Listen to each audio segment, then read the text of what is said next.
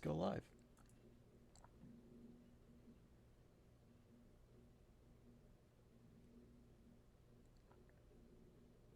All right.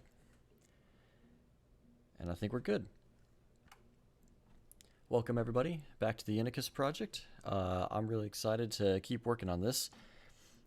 I've been working on a few different things, and we were just testing some stuff yesterday, and it's coming out well. You might be able to see how the lighting with everything going on here keeps changing, and that's because I have this LED strip running, which is really bright right now, but then it dims out. We'll see it go out. Yep, there it goes and comes back on. So I've tested out a few different things with the with a Python script, and I'm just showing that I can move the lights dynamically. So I did some timing earlier and found that when I change all of these pixels at once and repeatedly send that command, I'm getting a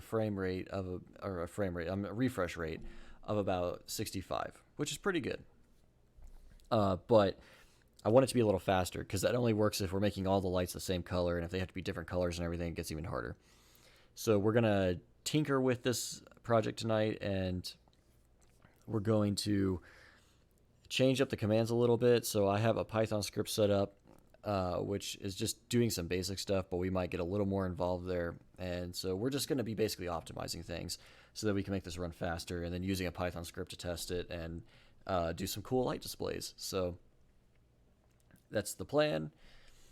And let's get started and see what we need to do. So let me pull this up.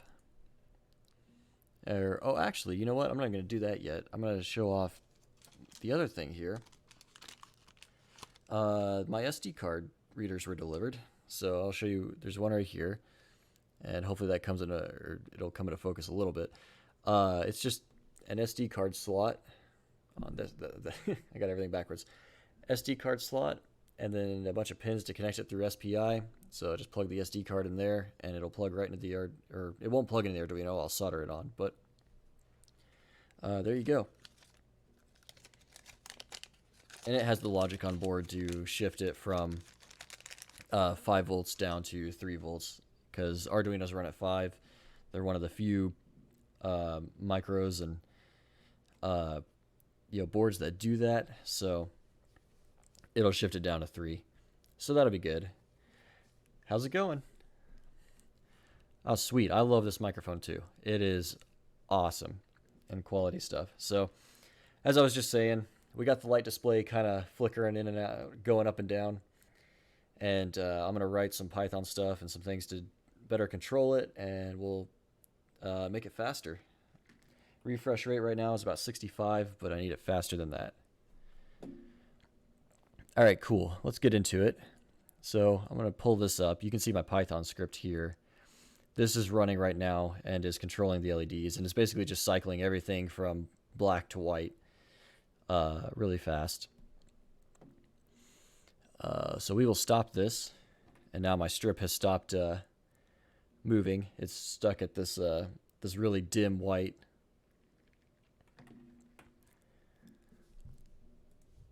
Which that's fine. And then I will pull up Arduino here. All right, so a few things to get out of the way. I noticed immediately that when I was testing this yesterday to see if this would work easily, and it did work pretty easily. I learned that when I opened up the serial port right here, that it reset the device, and that meant that I couldn't just start doing things immediately because the device had to boot up, and so I had to put a delay in of about 5 seconds. I could probably do a little shorter actually, but I just picked 5.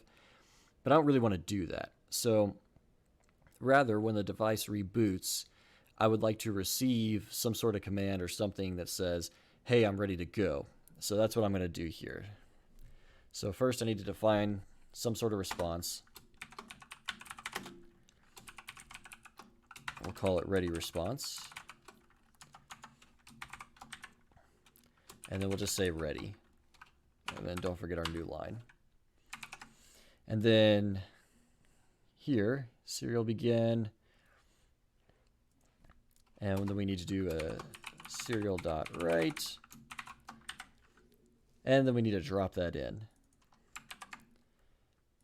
And we'll write our ready response.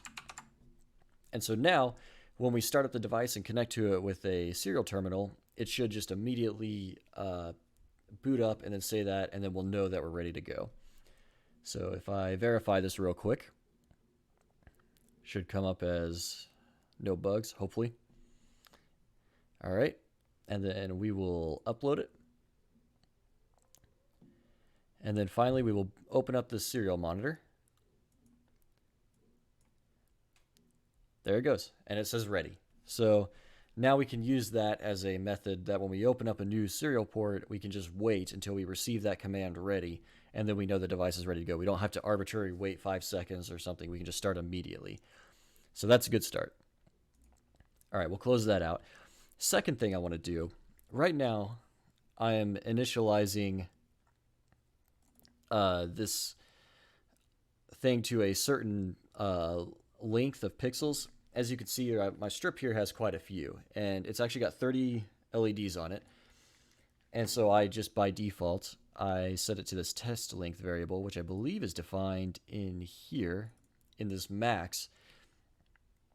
And I just started with that by default. But if the strip is shorter, like 10 or something, it's going to automatically decide that it's 30 until I tell it otherwise, which there is a command to tell that, but it doesn't have a chance to tell it that before it starts trying to set them to a certain value, like this.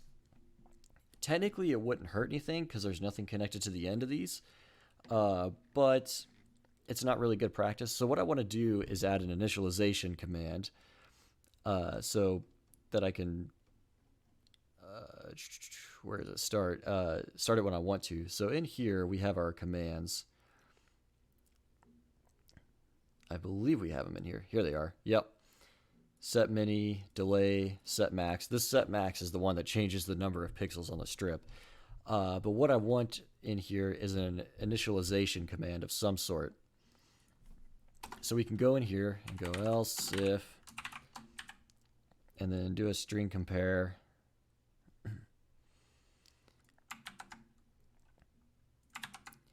And then we're going to make this the init. And then the init command should probably have a length as a parameter, as well as a default color as a parameter. Most of the time it's going to be black. It's going to be off. But we want to make sure that this is an option. So let's do that. And then we need to create a static function to handle it.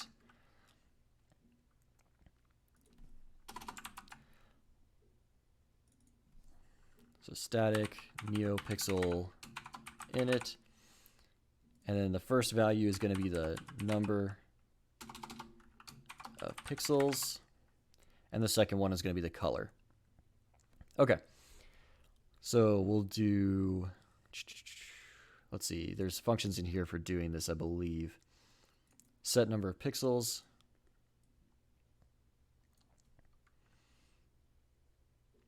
Actually, we could probably call this one right here. This is probably better, just to call this init function, because we're going to take it out of that main anyway. Yep. Let's take that. All right, so in our init function, we want to do init,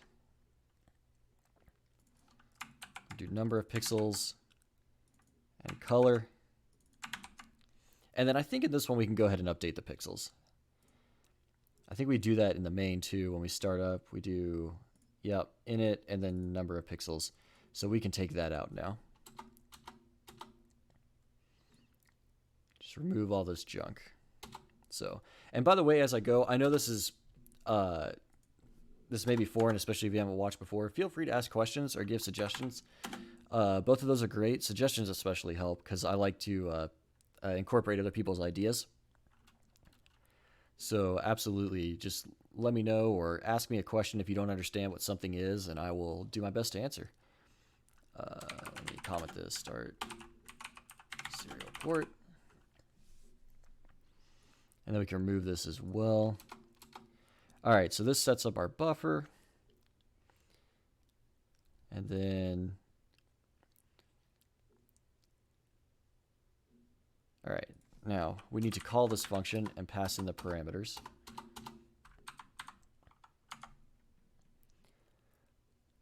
All right, so we want to do neopixel init. And then we need to pass in 2 parameters, so I should probably just be able to go up here and get the ones that are formatted like I need. There we go. All right, that should work. And so then when this thing first turns on, we can send it the init command and set it to an initial color and length as well. So let's test that. Oh, you know what? This is going to compile because I have not declared this function above like I need to. As always with the static functions, you got to declare them above to get them started so that the compiler knows there's a definition somewhere. All right, and then I missed a semicolon. Where did I miss that at? Okay, init. Right here. Oh, you know what? I also got to return true in this function. I forgot that as well. That would have been a rough thing to find. Okay. All right, that looks good. And then, as always, still forgetting semicolons. Hardest thing to remember. What else did I miss? Should have a horde number of pixels. Don't need to have the types here.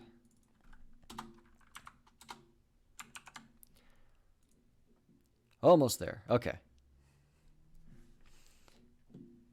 I had a guy on last time that was helping catch my errors as I went, which was awesome. So if you see errors too, feel free to shout them out and be like, hey, you missed something.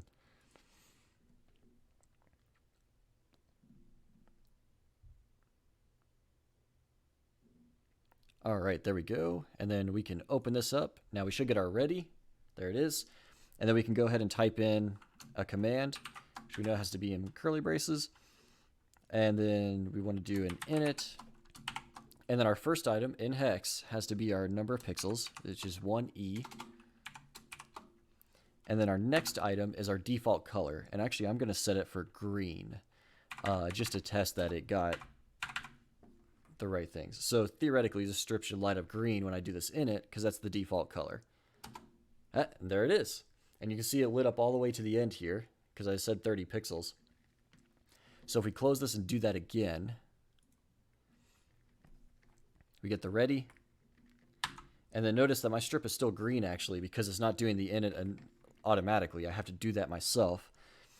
So let's do that again.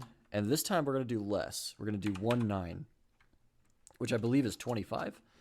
And then we're going to do blue. So because of the way that works, I'm telling it that there's like 25 pixels on this strip, and I'm turning them blue. And so what we'll see is that 25 of them will turn blue, and then the last 5 are going to stay green because it's not even going to touch them. It doesn't even know they exist. So let me send that. Oh, it did know they exist. Interesting. Well, there you go. I wonder why that is. I think that has to do with the way the NeoPixel buffer works, so they didn't stay green, because I didn't send them any data, but I told them to change so they knew it was off. But anyways, the rest of it's blue. So that means we're doing something right there. All right, cool. So that's a good start. What's the next thing? Oh, I also wanted to introduce an update command. Because it's kind of annoying when you're changing colors, like if you want the strip to alternate red-green, and you see it doing that. You see it changing to red and then a green one, then a red and a green one. Sometimes you want them all to light up at the same time, their respective colors. What I'm doing here is in each command, I'm saying update pixels automatically. But instead, what I want to do is make that its own thing. So rather than in each of these commands where it says update pixels, take that out and then put that in its own command up here for me to say. And then that allows me to set the color of every single LED and then change them all at once when I'm ready to go. So we're going to do that. Else if, And this one doesn't actually require any arguments other than just the command. So string compare, and we would just want this to be update. That sounds good to me.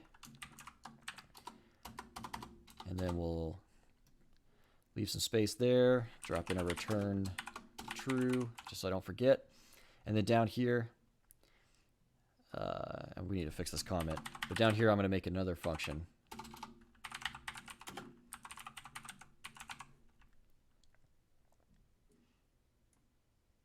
So another static void function that's just going to be the update.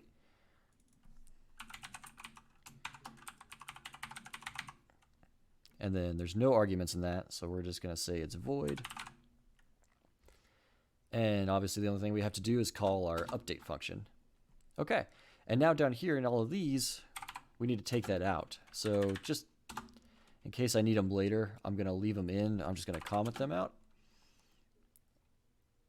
And set number of pixels. So those are the only two functions that do that. All right, cool. Oh, and then I think in our initialization, I'm going to leave it in there anyway. It can't hurt. Well, maybe not. For the sake of testing, I want that out. All right, cool. And then let's put a comment here. Displays current pixels from memory buffer. So as you know, there's a section in our memory here where we're updating all of these. We have all these colors stored, and every time we update the pixels, we send that whole strip out. So what we're going to do is just not send that out, that buffer out, until we call this function here, update pixels. All right, let me add my declaration up above so I don't get that same error I did last time. Go all the way back to the top. Sorry, do we not have, sorry, excuse me. Let's go to preferences. Does Arduino have line numbers? There that is. Display line numbers. Okay. I'm just curious how long this is getting. 260 lines just in this file. This is going to become quite robust. All right, update neopixels. So there, we'll call our function there. All right, let's compile that. That looks good. Let's upload.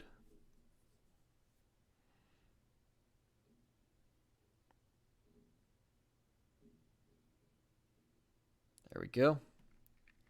And then let's get started. We should see ready. Okay. Now we need to do our init. And we're going to say 1E again. So that's 30. That's 30. And we're going to change it to black. All right. So we should see these go off.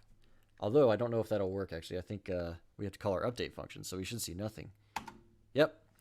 All right. And then we need to do same format, except this time we're just going to call update, and then we should see these go off. And there they go.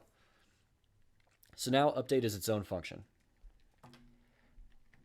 which is great because it's just what I need. Okay.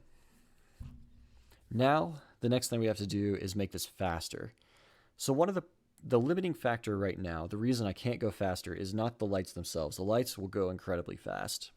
They communicate at like, I think it's like 800 kilohertz, which is really quick for something like this. The major thing is our baud rate, which is this number right here, this 115,200 baud. That means that I can send 115,200 characters from the computer to the Arduino per second, which sounds really fast. But actually it's not. It's slower than internet. It's slower than Ethernet. It's like slower than Wi-Fi, slower than Ethernet. It's slower than USB, all of them. What else is it slower than? It's slower than memory cards. It's slower than PCIe, you know, SATA. Like as far as interfaces go, this is basically as slow as it gets. And actually, Arduino defaults to 9600. Now it gives me options to go faster, which some of these, like 2 million baud, that'd be cool, 2 megahertz. But I don't know if my computer supports that, and nor do I know my Arduino can read it that fast. So I think this 115 200 is what I'm stuck at. You notice when I reset it, it reinitialized the port, so I got the ready again. So seeing as I'm stuck at that, the only thing I can think of to do better is to make the commands shorter. And so what I want to do is implement a fast mode. Basically, there's a command I could say, like enter fast, and when I do that, it goes into this minimalist sort of command set where I can just send numbers really quick. I don't have to do the formatting and things like that. I won't have access to anything super crazy or advanced functions. Like I couldn't do any kind of changing the string length or something like that, but I could just very quickly set pixels and update them. So I need a few different things. I need a command to enter the fast mode. And then once I'm in fast mode, I need commands to set pixels, commands to update, and then commands to leave fast mode because I want to get back if I need to change things. So that's what we're going to do right now. And we'll start with the command to enter fast mode. So, oops, caps lock off, else if.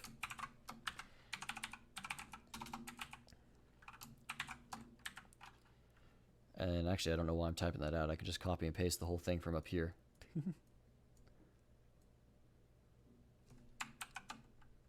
All right. And then we'll say enter fast. All right, and this is going to be a little trickier. We're going to have to do some different things here to make this work. Include some new buffers and other things. We're also using a lot of the memory. I'm curious if these strings right here are using a lot and I need to define those. That would probably be a good idea to define those elsewhere anyway. Okay. All right, let's make a fast mode function. And we'll put it above here. Static void fast mode. And then I don't think we're going to have any arguments on that. We're just going to do it, but this function is going to be extensive.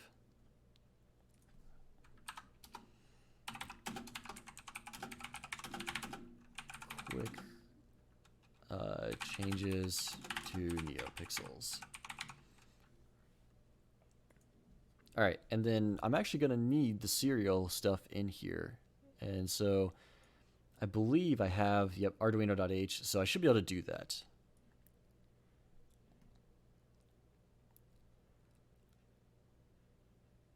But I don't know how well it's going to work. I need a buffer as well. Character buffer.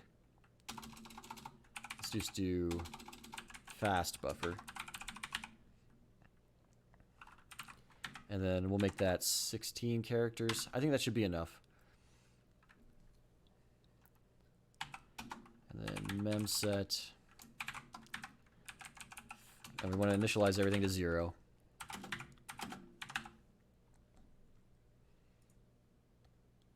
And then we probably need to define that here. Define fast buffer length. It's always good when you have these random constants to define them somewhere. Because then if you change them later, you only have to change them in one spot. And actually, we'll do that. Okay. It's a lot better than trying to go through and change them all at once, because anyone who's done that before will tell you that's a huge headache to have to go through and find everywhere you used a random variable and modify it. So we'll define those. Okay, so now that we've entered fast mode, we've got our buffer set up, then we need to go through, and actually we probably need to, we'll have to memset this later. That's all right, we can do that as time goes.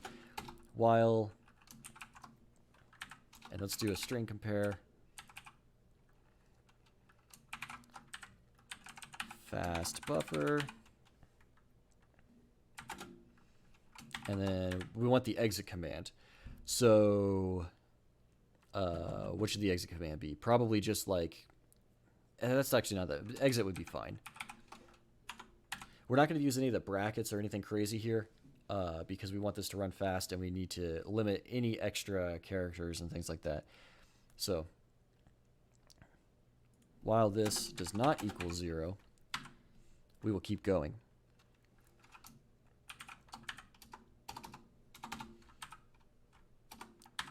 Okay. Now we need to go through and get the next thing. So we know that this will enter just fine because the initial buffer is going to be empty anyway. So it won't equal exit. And then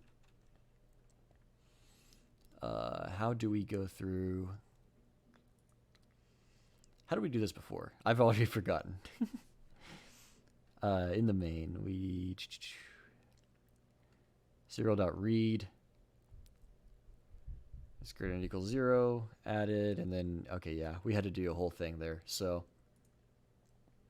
let's make another function for this. So let me go ahead and declare this above, and then I'm going to make a function just for reading the data so I can keep all that stuff in there and make it easier to keep track of. So fast mode exists, and then we'll go down here, void get fast command, and then we're going to pass in a pointer to our buffer so that we can return things by reference.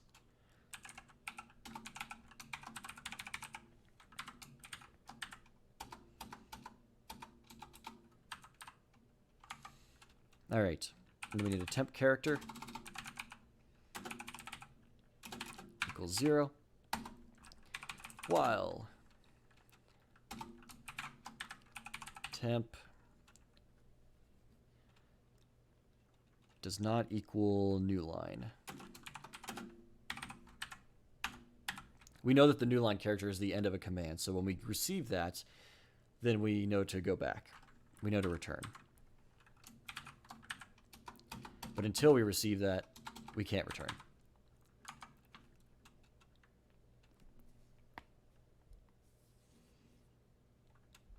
Okay, while temp does not equal new line.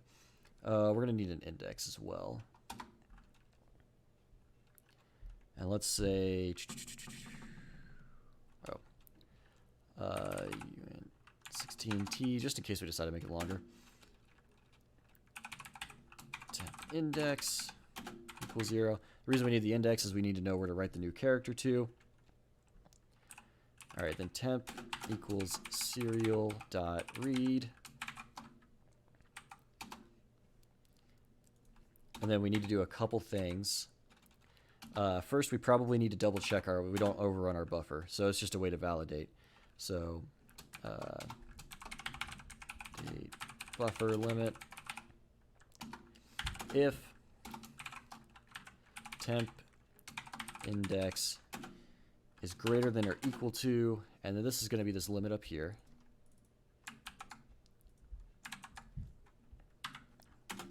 We're just going to break. We're going to assume we have the whole command and just break. Something went wrong anyway, because we shouldn't be sending something longer than that. Otherwise, store it in the buffer.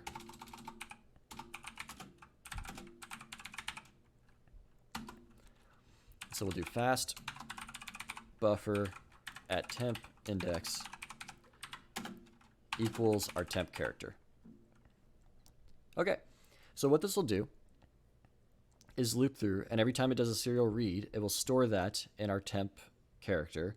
We'll then validate that we're still in our buffer, and then we'll store that in our fast buffer, which has been passed in. Oh, excuse me. Okay. Now that that's done, we'll go back up here and evaluate. And if that last character that we just received, so you'll see it'll keep adding characters in. If we sent it the word, book, it would store a B, and then an O, and then an O, and then a K, and then we would send a new line character, and it would store that because it reads and then stores it first in the buffer, and then when it got back up here, while temp does not equal new line, well, temp does equal new line, so this statement is now false. Then we will not do this loop again. We'll exit out, and then we'll be at the end of our function, and we'll return. Because we pass this in by reference, our function up here that uses fast buffer will get that data back in that buffer. So we will call that get fast command, and we will pass in the fast buffer. And then before anything else, I'm going to go ahead and put this up top in my declarations just to make sure I don't forget that. Hope everyone's doing well this Thursday. If you have anything you want to ask or any suggestions, as usual, let me know. I'm more than happy to listen and answer any questions.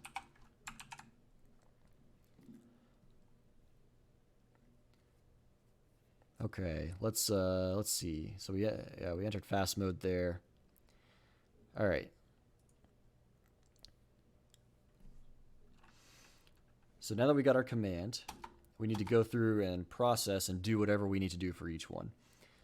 And let me just go ahead and say, add a comment down here. In fast mode. All right. So let's go through and process our commands. If, and these are going to be a bunch of string compares, and we'll just write them all out, figure out what we need, and then we'll come back and add the implementations. But this way we know what we're doing. So if string compare equals, and let's do a U for update. And this one's pretty straightforward. We're just going to update. So we have that function here.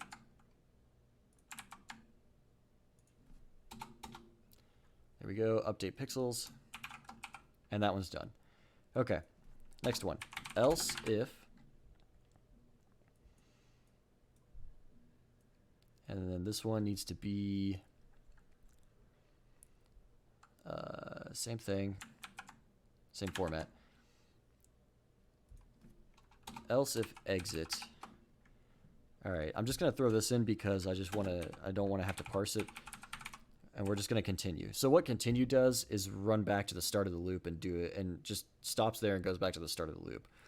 Not a good idea to use it a lot because it's kind of like a go-to. It's its own form of go-to, which is not really a good idea to use in code. Go-tos make it very hard to debug and things, but this particular go-to it's kind of okay. Continue statements and break statements are their own version of go-tos that we allow because they're a little more organized. All right, so we will continue, and then finally else. And in this case, if it's not a U, which is an update, and it's not an exit, which is a leave, we're going to assume that it's some sort of pixel update command. And I don't know if I don't want to throw another character in front of that, but it might be necessary. Let's just do this for now. And we'll just change this later if we need another command. Else, we're going to assume that there is a number, a semicolon, and another number. And that we need to get those two things to do an update. So that first number is going to be the pixel index. It's the specific light to update. And the second number is going to be the color. So we can say we're going to have to do a string to long, so we're going to need a temp buffer. All right, and then we're going to say 16t index is equal to, and what's next?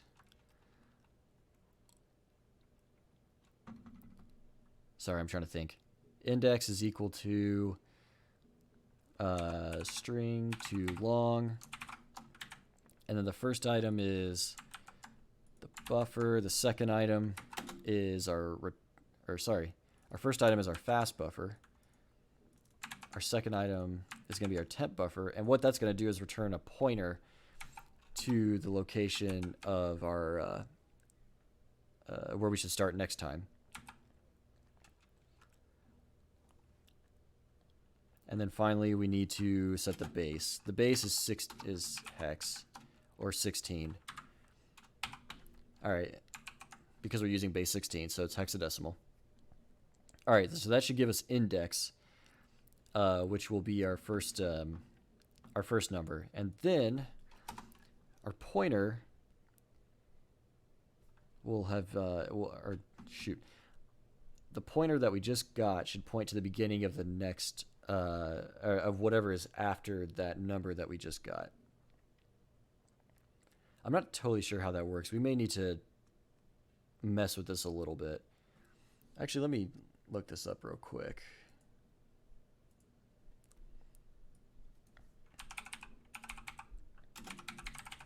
Just to be sure. I don't know if string too long relies on there being like a space between numbers, or if it could be literally anything.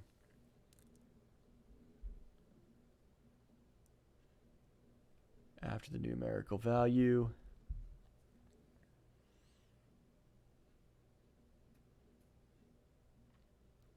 Okay, it looks like maybe this will work. Maybe it'll be anything.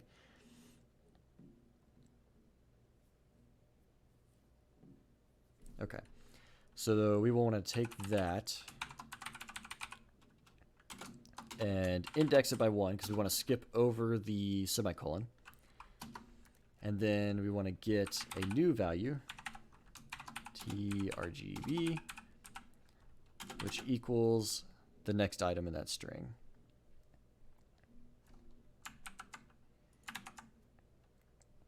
And in this case, we're going to do the temp buffer.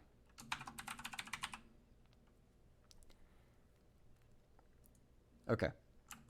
And then we just need to set the pixel. So this one right here, set 1 neopixel.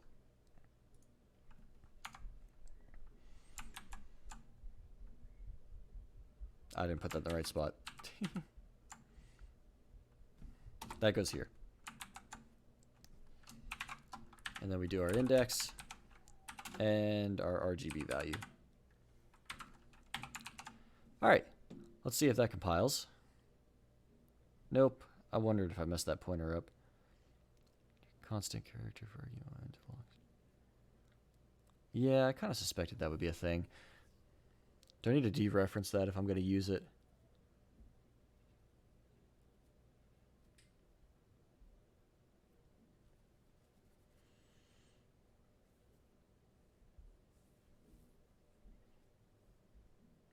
I might have to.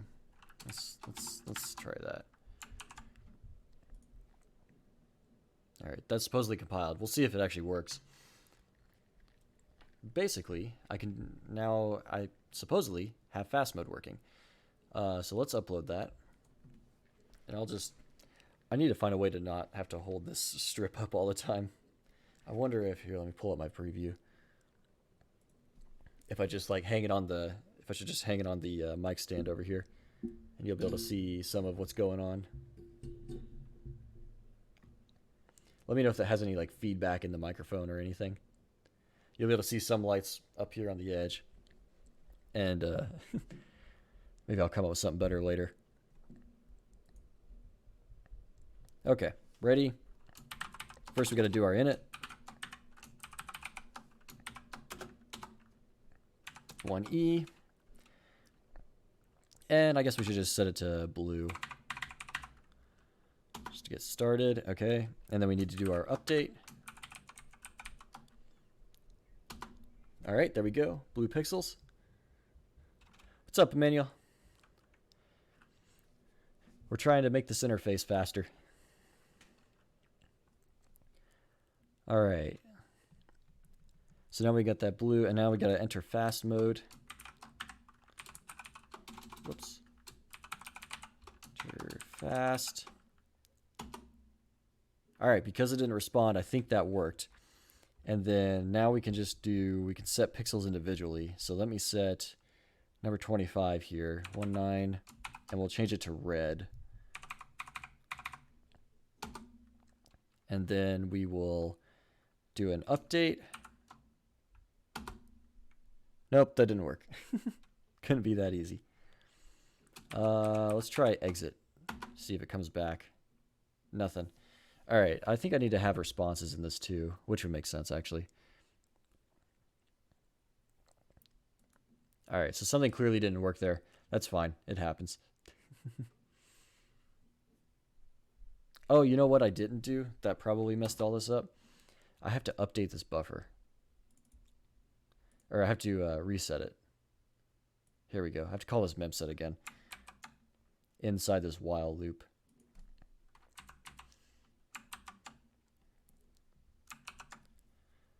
All right, there we go.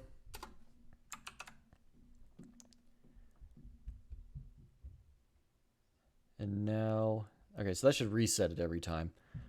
And then for each of these, I want a response as well. That lets me know that it worked.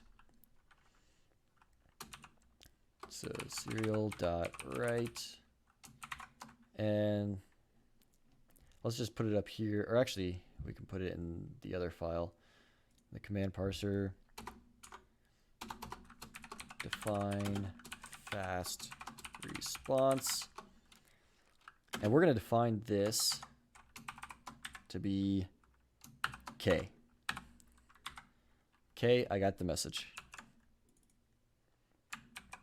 We're going to make sure the Arduino gets really passive aggressive when it responds to us. All right. And then we'll do that there. And we'll do that here as well. Okay, maybe this will show us what's going on a little better. So let's verify that. And then get the serial terminal up. All right, it's ready. So now we're going to use our new init command. Once again. And let's set it to green. I just like to keep cycling the colors. All right, and then we'll use our newly formed update command. All right, update works. We're green. And now let's enter fast mode. Sorry.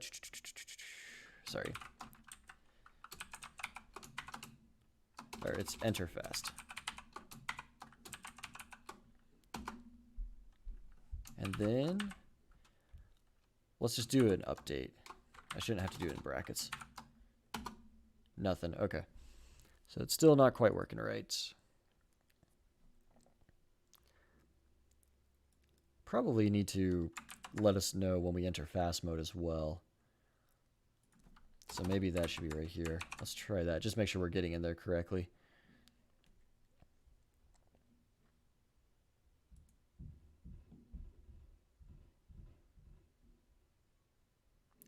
All right, finish uploading. All right, looks good. Open, ready. And once again, I need to copy and paste this. We'll do red. Whoops, almost knocked that across the board.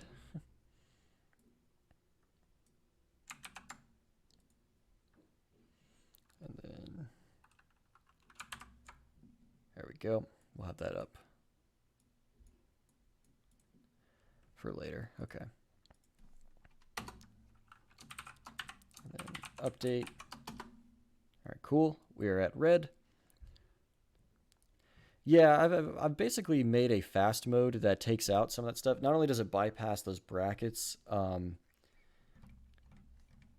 and I have adopted that tool, but it doesn't just take out the brackets, but it limits the size of the responses, and it's very minimalist in the terms of the command set. Like there's just update a certain pixel and then display the whole string, and then an exit. And because I found that I could run at about a 60 hertz refresh rate if I updated all of the pixels at the same time, you know, to the same color. But if I want to do different colors, it'd be a lot slower. And I'm trying to maintain a refresh rate of around 60 per second. So I can't make my serial port faster, so I'm trying to offer a reduced command set option. All right, and then let's see. Enter fast. Okay, all right, so we're in the fast mode. So that part worked. So why isn't it? All right, well, let's do a U. It got U. I guess we would never have known if that had worked. All right, and let's do 1, 9, pixel 25. And let's change it to green. Well, I'm not seeing it change, but it responded like it got it. So we're missing something. That's pretty good though, actually. It's honestly working better than I thought. All right, let's just add in some quick little debug things.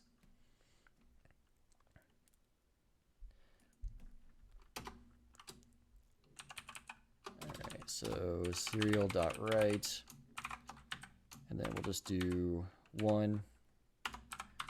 Gotta limit the size of these for memory reasons.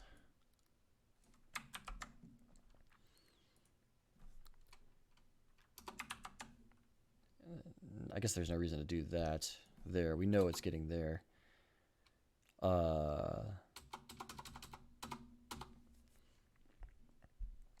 What we want...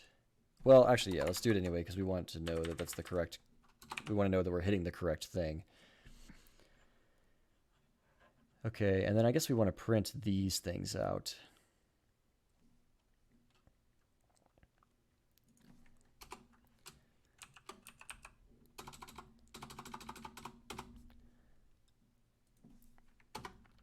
So serial.write. Yes, it's always a feature. It's never a bug.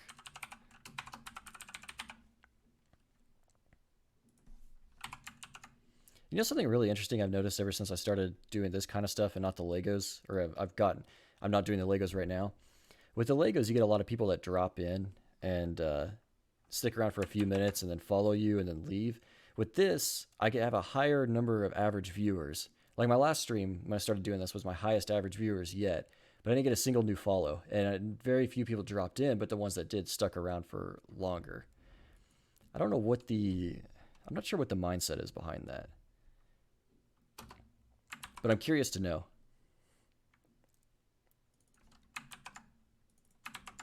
If anybody understands the people on Twitch better than I do, which is probably true. Uppercase on serial. Thank you.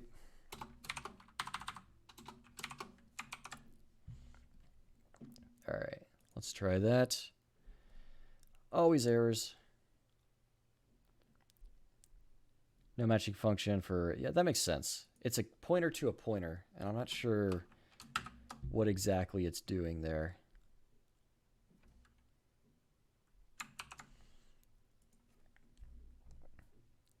I guess I don't quite understand how the string to long function works for that part. All right, let's upload that.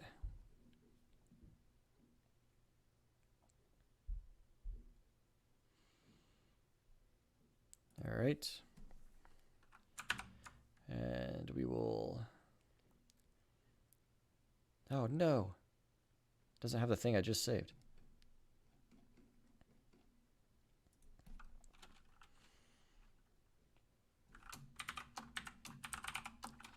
Init 1e.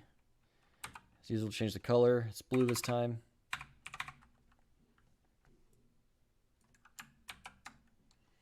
All right, that should show up now there, right? Oh, it's down here in the corner. Yep.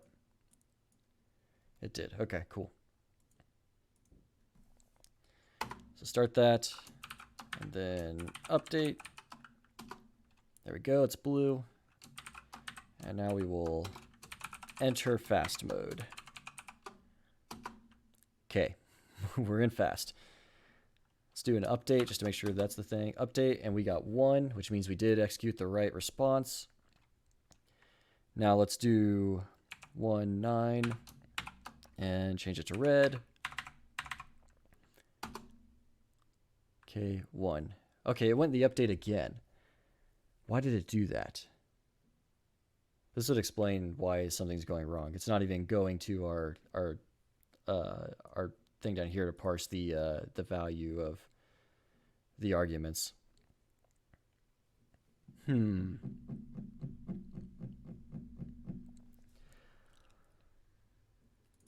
Oh, you know what? It needs to equal 0, which is, okay, that's weird. Why was that working on you then?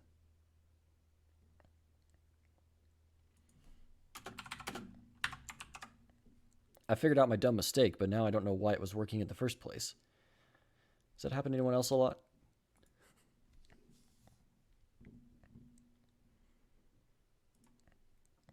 All right, and then let's clear this and start again.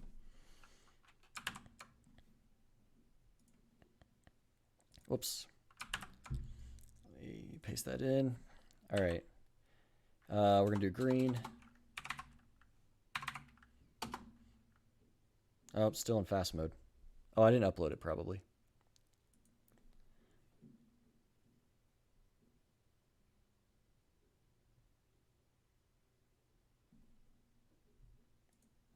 Okay. Ready. There we go. That's what we wanted to see. All right. Put that in again. We're going to do green again.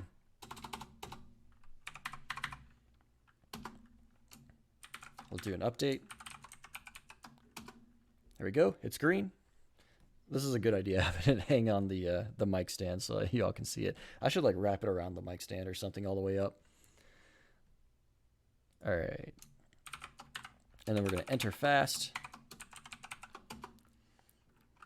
All right. Then we're going to do U. And then that went into a 2. So it didn't like that. I wonder why.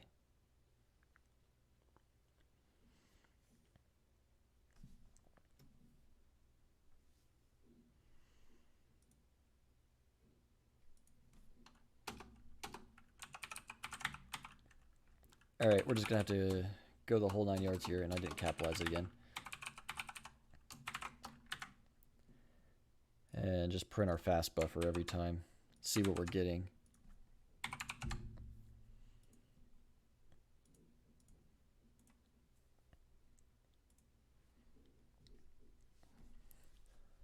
How's everyone's Thursday going? Anything to report?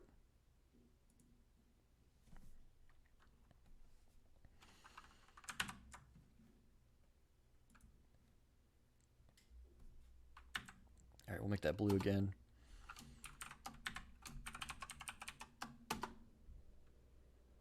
Yeah, I know, it really does. Like,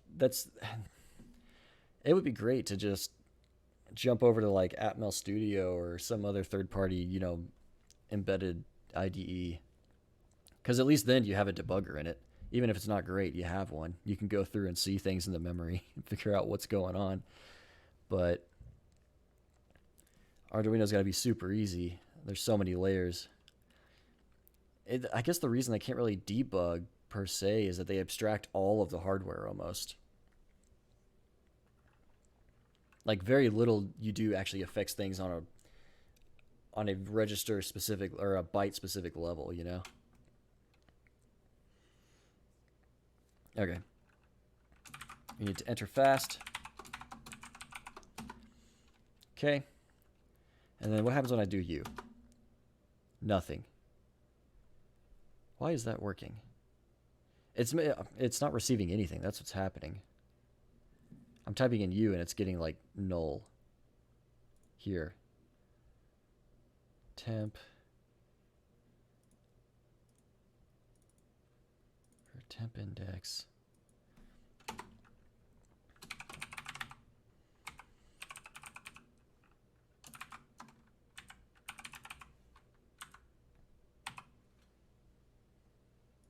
Is that an acceptable use of that command? It is.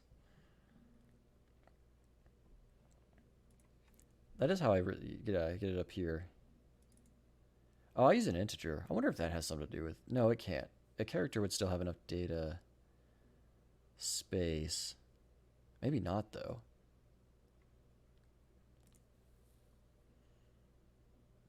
Maybe this does have to be an int. And then down here it has to be cast.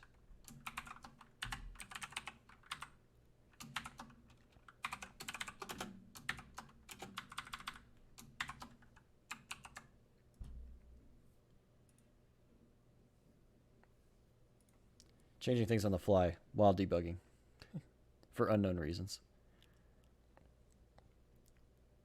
Man, it's taking longer than I expected to get this fast mode working. All right, upload. I think I already did that, but I'm going to do it again because I forgot.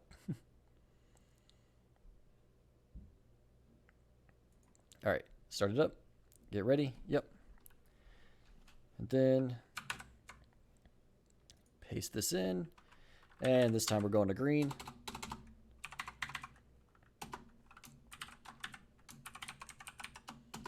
All right, we're at green. And we want to enter fast. Oh, it didn't like that. Stop, stop, stop. Does anybody know what I did wrong? I can't see what I sent. All right, something went wrong there. We'll reopen the serial terminal. That should restart it. Oh, there it goes. Did I type something in wrong?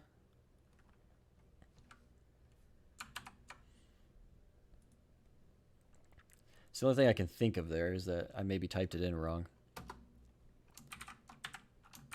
This isn't going to change the color. Or yeah, we'll change it to blue, yep.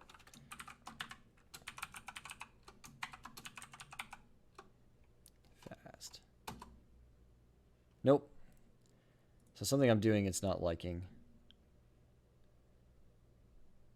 Oh. You know what?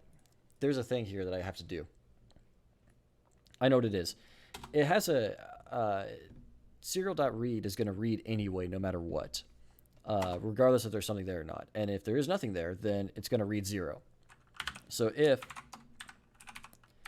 temp equals 0, then we're going to continue. And we're going to do this loop again. So it was printing 0 back to the terminal, which is the null terminator, and which the terminal doesn't know how to display because it's the null. Okay. So that would probably be it. It was probably just not getting anything that I was actually sending. Let's validate that.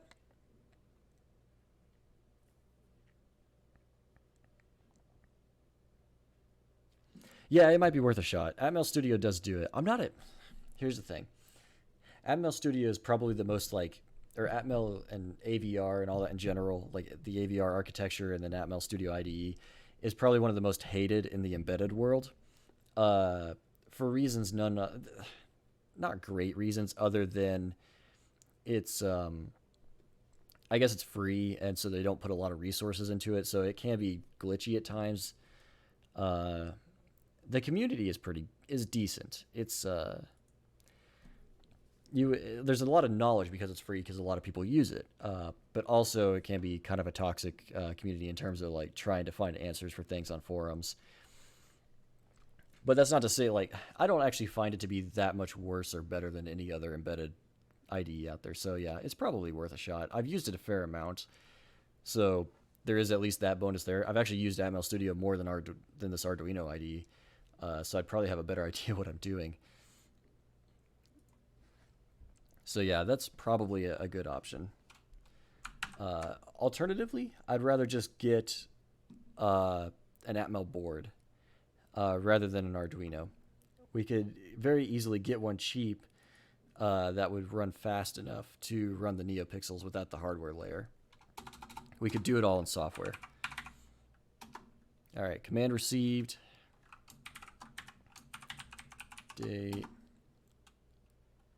The other problem too with actually debugging in something like Atmel Studio is that even though this board pretends it's an Arduino, it's actually not, and there are things moved around and different. So I don't know that there's a way to debug with this particular board. I probably have to get another piece of hardware anyway, and if we're going to do that, we might as well just move to another platform. I bet we could port a lot of code though. All right, let's try this again. Enter fast. Okay. U. Dang it. That didn't work.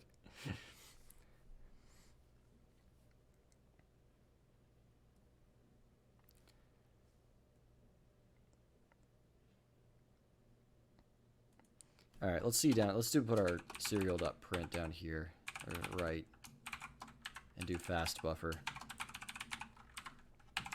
Just see if we're getting anything at all.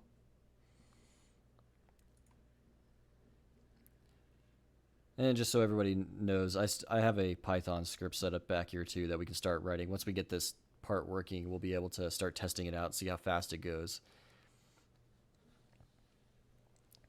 Okay, let's upload this.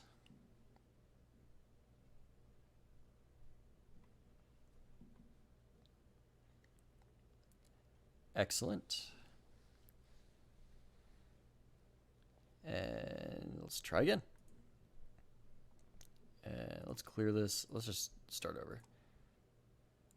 Ready. All right. I like it to be clean.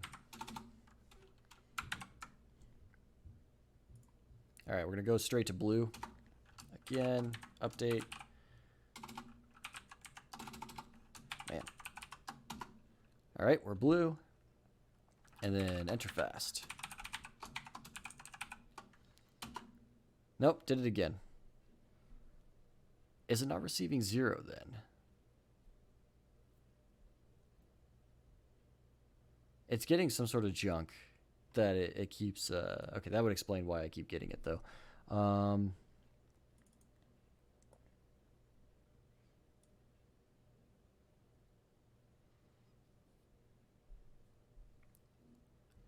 I guess we got to know what it's sending then. We can do that with the serial.print. Print will print out like an integer or something. So we can just put temp in and we can see the actual value of what it's getting. And then we're going to, so it doesn't go off to the side like that, right? And we're going to put a new line as well. All right, we're getting there. We're gonna find the reason behind this. I'm pretty sure 99% of my channel is gonna be debugging anyway, but that's pretty much 99% of writing code.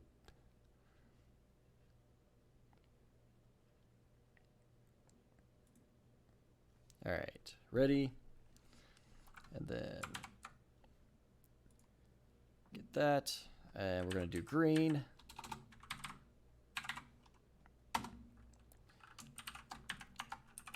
Update. Enter fast. -1. Okay. It doesn't return 0. It returns -1 if it doesn't get a character. So our statement here needs to be less than or equal to 0, which is something that I've done before in the main. I just forgot that that was a thing. All right, maybe this fixes all of our bugs right here.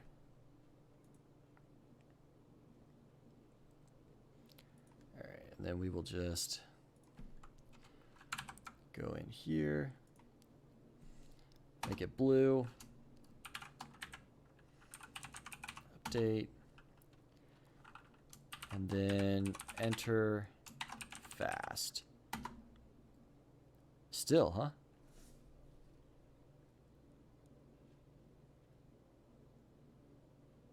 Why is it printing it? Did we upload? It shouldn't be doing that.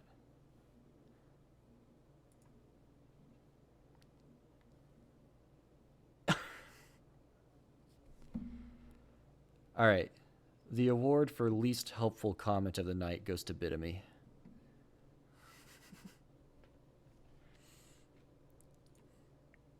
That was... Oh my goodness. You want your MIDI controller. Comments like that are not going to get it.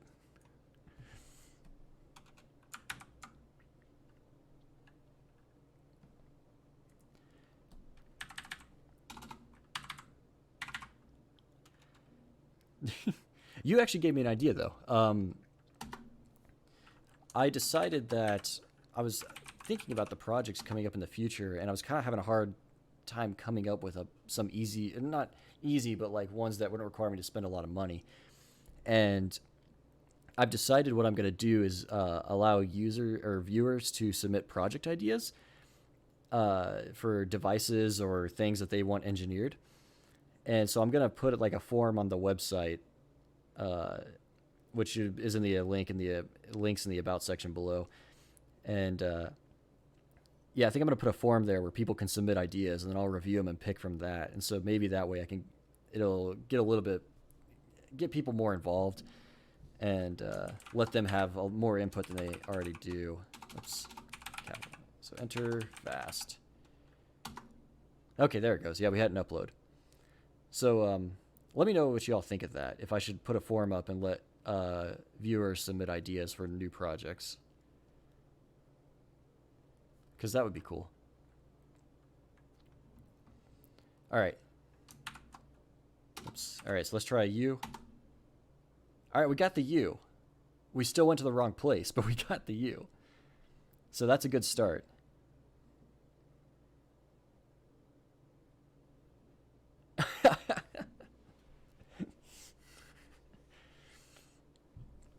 If we're going to do this, I don't know a whole lot about Bluetooth. If we're going to start getting into stuff like that and phone applications, we're going to have to get a lot more people that know about this watching this channel and helping me do stuff. I'm going to have to start paying for ads or something to get people to watch this channel. Okay. So why did that not go here? Let's remove some of our unnecessary things. Well, fast buffer still wasn't written correctly. It was here, though. Let's put this at the end. Oh, you know what? It probably helps if you have an index for pointing at things to increment it.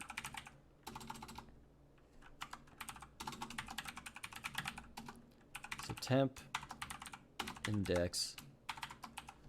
Otherwise, it's not much of a dynamic index, is it? All right, and then just as a test, let's just include down here serial.write. And let's do the buffer. This way we can just see the whole buffer before it leaves this function, which I think will be good. Okay, cool.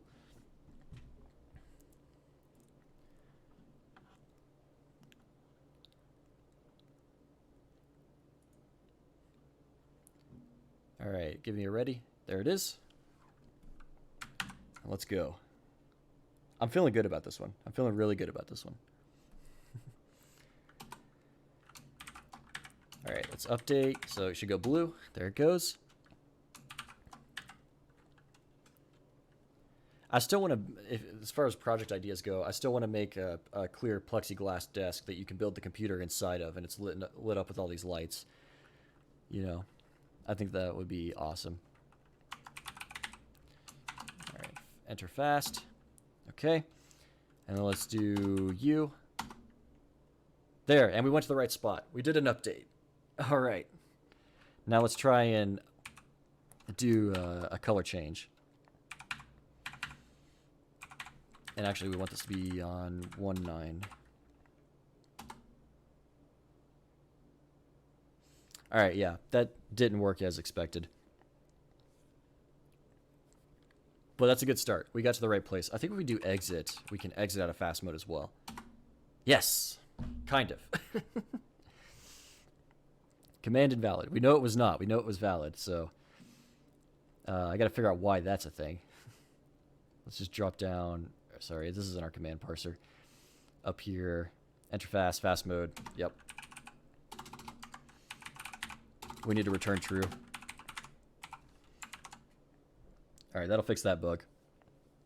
And then, as far as our fast mode goes, our parsing function needs a little bit more work. We already kind of parse. We have to parse in here somewhere based on that kind of data. I wonder if I can just copy this. Or a portion of this. So we don't need the opening bracket. We just need the semicolon.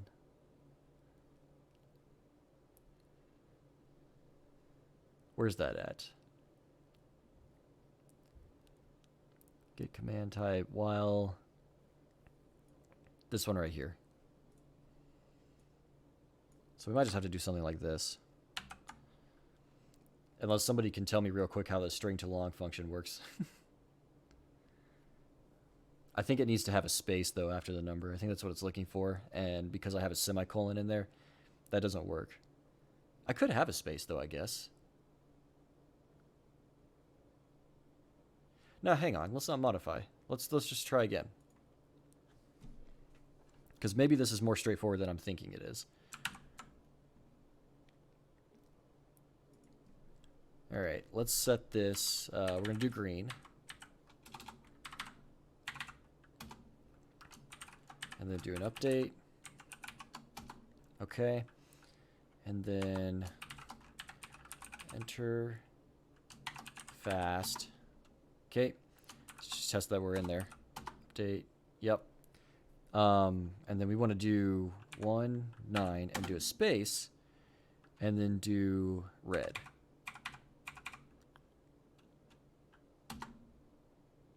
Nope, still didn't. It still thought that was all one thing. So nothing changed there. Oh, that's disappointing. Okay.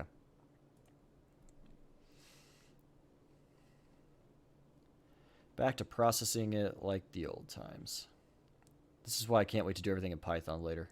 String processing is so much better. String parsing. Here it is. All right, well, this does not equal that. Index. So we're basically going to have to do that twice, one for each number.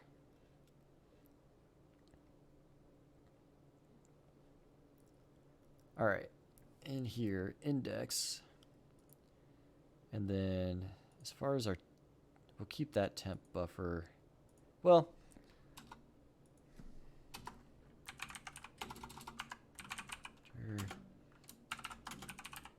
temp return. Just like to have the temp buffer name be associated with the actual buffer with something in it. And then we need a temp index as well.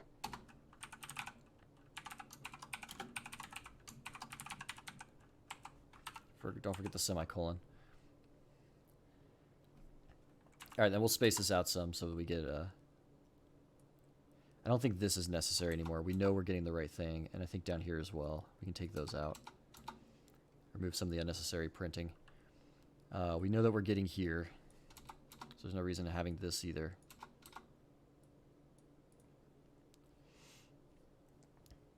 Okay. And then this.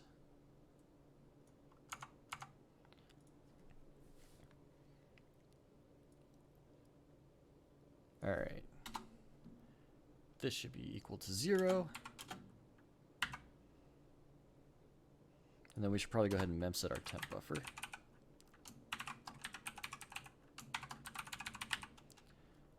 Buffer 0. I know I've not initialized this correctly above. I'll get to that in just a sec. Where's my fast buffer? There it is. And then up here,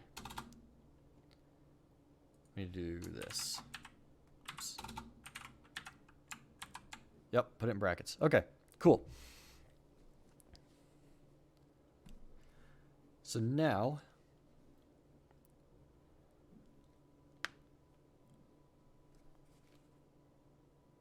that's weird. Hear a beeping or something in the background. All right, so we set that. Don't forget the semicolon. And then we go down here. While this, while temp. What are we looking for?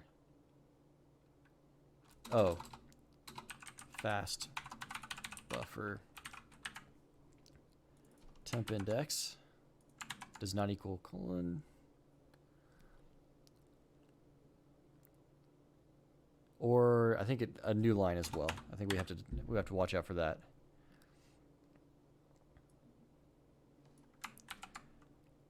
This will be a lot easier for the second loop because I'll have done everything. All right, then we know that our temp buffer, which is this, buffer at temp index equals our fast buffer at temp index.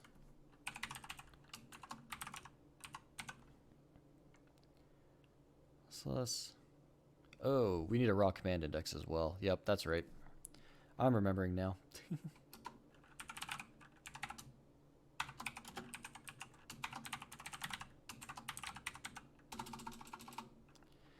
So much to remember. Thank you all for hanging in there. You all are very patient people, and I really appreciate that. Because I need it. All right. Okay, that's correct. And then our temp buffer is what we're going to use here. And then our temp return is what we're going to use as our return in both of those. All right. And then we will need to memset again and do this whole thing again down here for the next parameter. Actually, first our temp index also needs to, or raw command index, sorry, needs to be incremented to skip over the semicolon. And we need to double check here for the end of line. So if this is true,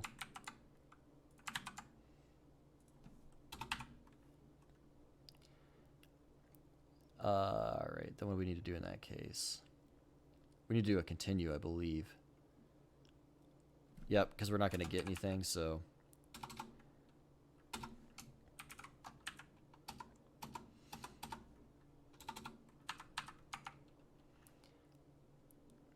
I think we still need to give it the response, though. We're not going to differentiate between good and bad commands here because we're just going to be running as fast as possible. We're not going to be sending errors back. All right, fast response, and then continue. This is going to get to be a heck of a function to debug. I'm a little worried. All right, if that's not the case, then our raw command increases. We don't want this anymore. It's meaningless. Whoops. Then we need to do the same thing down here.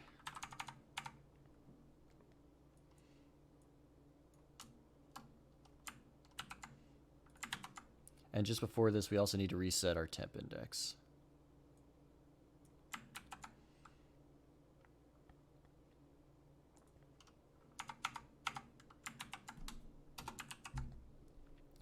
Okay, there we go. Now, while fast buffer. All right, looks good. And then temp buffer will be, yep, what goes there. I think that'll work. I'm not sure what this equals. I'll put 16 just to be safe. Make sure that's not the issue as well, because I don't need to do it that way the other side. Okay. Let's try that. And then we probably want to print both of these just to make sure that we're getting it correct.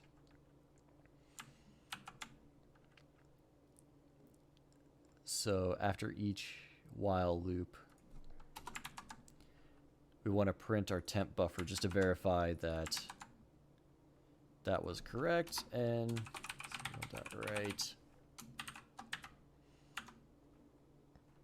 New line. Whew. I'm trying to keep it together. Just hang with me.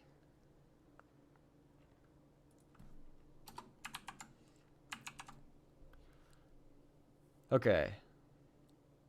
What mistakes did we make? Don't forget your semicolons. Wait. Forward token. Oh, man. Put it in brackets. That was really hard to see in this font. Imagine that's the same way on the other side, too. Yep. Don't use brackets with function calls. Yep. I'm glad you caught it. I couldn't even see it on my screen, so it was so close. But yeah, good catch. That was a really good catch, actually. All right, upload. All right. Then let's go and find that again. Well, I've copied and pasted so much, I'm having to scroll way down. All right, let's copy that again just to be sure. All right, that should be blue. update. Cool. And then enter fast. Okay. Just do a sanity check. Yep. All right, and then we need to do 1, 9, and then red. I'll see if it gets the 2 arguments. Okay, it did, technically.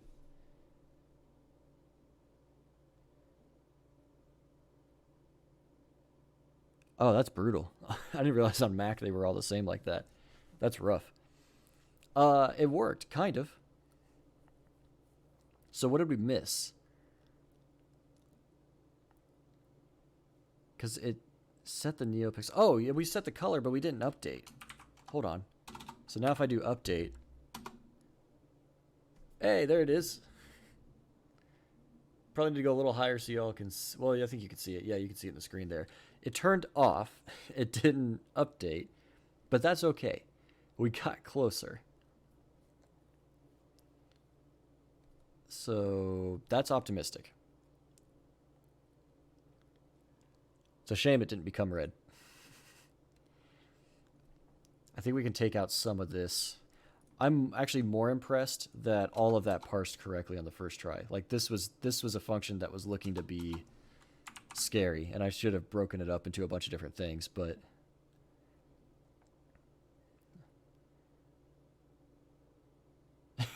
we didn't fail. It just didn't work. Dude, shout out to did you see SpaceX's rocket not work a couple days ago? Didn't fail, just didn't work. It mostly worked. It didn't work until it landed, when it tried to land. That was spectacular. It was awesome to see. I'm blown away with how much progress they've made already. Like, that will only be the second flight, and both of those flights have been awesome in terms of like going perfectly until the landing. So you just got to figure out that landing part, but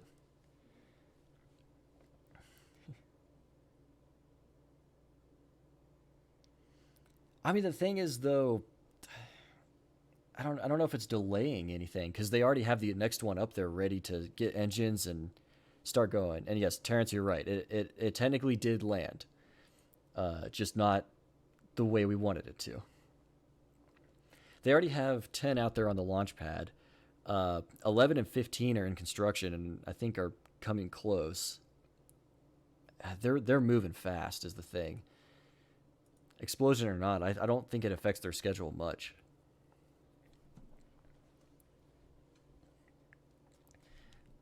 As close as they got the first time, though, I thought they were going to be really close this time. So it was kind of a shame to see it do a little bit, I guess, technically worse. Yeah, and that's it. Like, yeah. Yeah, you're right. Fail fast. That's kind of what I'm trying to do here with this stuff is test something quickly and see if it works and then upgrade it later to the thing I actually need. Yep. The more you iterate, the better it is. iPhone 1 sucks compared to the iPhone 12. It is, but it works. You know where that comes from, probably, is that Elon started in software, which is this kind of model right here, right? You iterate and because when it's software, there's no real risk. You can click compile as many times as you want to nowadays, and it's like most stuff nowadays compiles in a few seconds. So you can just try again until it works. And he's taken that kind of model into rocket science, which is really scary, but hilarious to watch and fascinating to see if it works. It's great. It's going to be awesome. I'm curious to see if Starship or New Glenn gets going first, because New Glenn is the exact opposite. Bezos is a perfectionist, and he doesn't want them to fly until they've carefully calculated and modeled everything until it's perfect, versus Elon, who's like, let's just get something that kind of works and see what goes wrong so that we know ahead of time what to fix.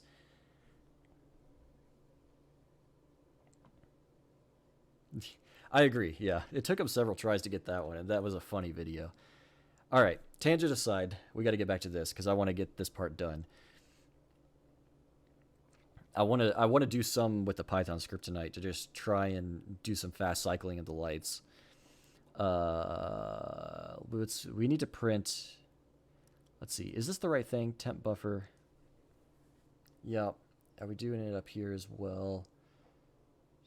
Temp buffer. I think we need to print both of these arguments.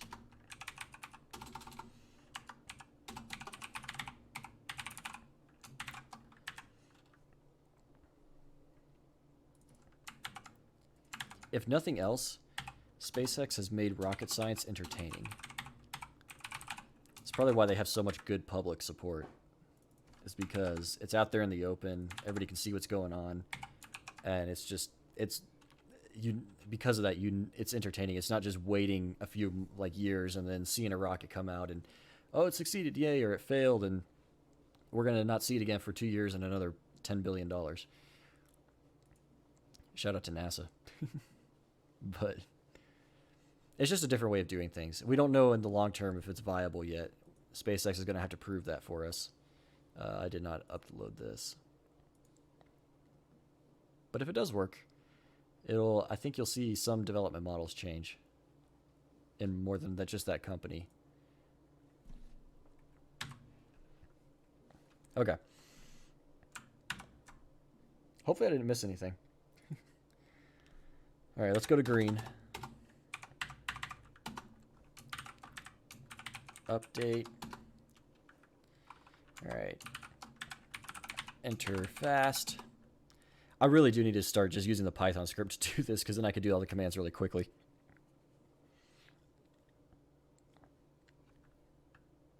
Maybe that's an argument for doing it now. Sorry. All right. Just to make sure, sanity check. Yep. And then let's do 19 red. Huh, that's an interesting number. 250,000. I think that's right, though. Or, no, it just printed 250. Really? If I do an update, is this just because it was blue last time? Nope. Something's still not right. Oh, no. It got the 25, and then it got 0 for the... I see what happened here. It got the 25, and then it got 0 for the color. The color didn't parse correctly. And I remember this happened in last time, too, and I don't remember what we did to fix it.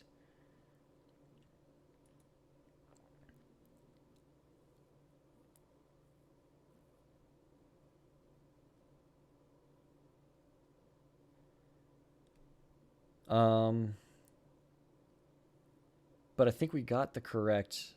We've proven that we've gotten the correct string. All right, we don't care about index. We know that works.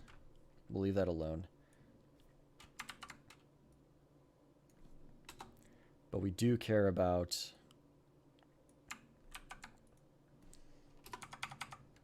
the temp buffer at this point. Does anybody remember? Because this happened last time. I think it was a result of a bad index in terms of the parameters, which I don't think would be this couldn't be the case here.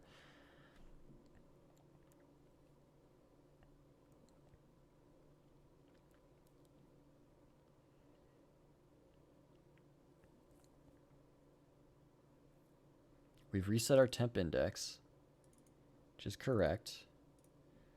All right, let's try this real quick.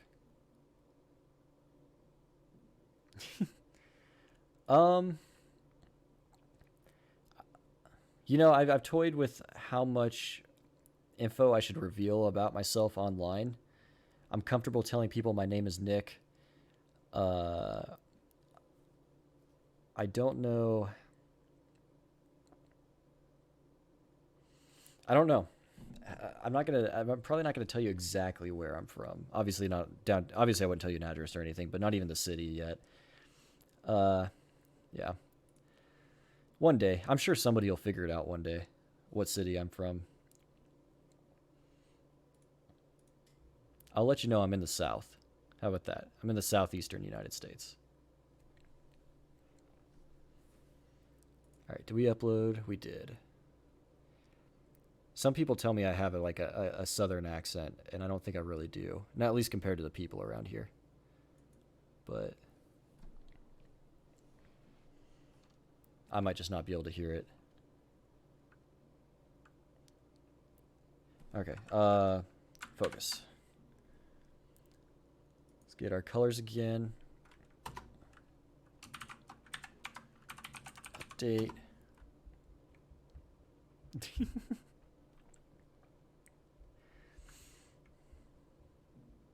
Appalachian sounding. Oh, that's fine.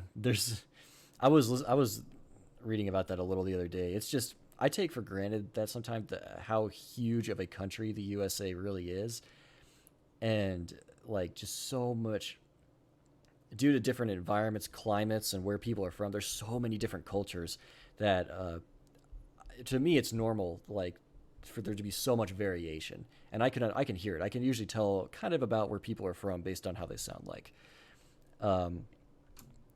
But I tend not to realize like a lot of places that's not actually the case. Although France is pretty good sized. We want to enter fast. That's right. I gotta stop getting distracted. If we're gonna get this done tonight, I gotta focus.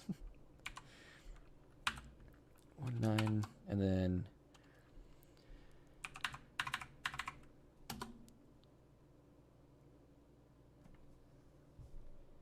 20000000.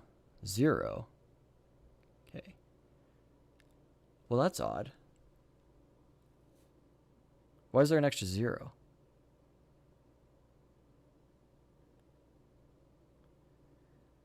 That would probably explain some of our issues because... All right. I think I figured some of this out. I don't know if this is the problem yet. I don't know where that extra 0 came from. We must have... I hope we just printed something that I didn't realize. Oh, we did. We printed this. Okay. Fun fact. RGB value. 24-bit value. I declared it as a 16-bit right here, which means that only the lower 16 bits was getting taken, which is why red didn't work. This needs to be a 32-bit number to have enough space for that value.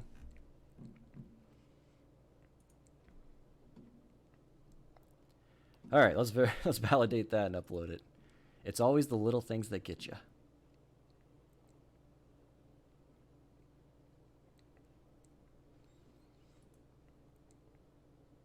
All right, ready? And then, yep, gonna be that. Let's see. I have to look over my microphone to see my screen over here. That's why I keep doing that every time I do this. Green. And then update. Oops. All right, it's green.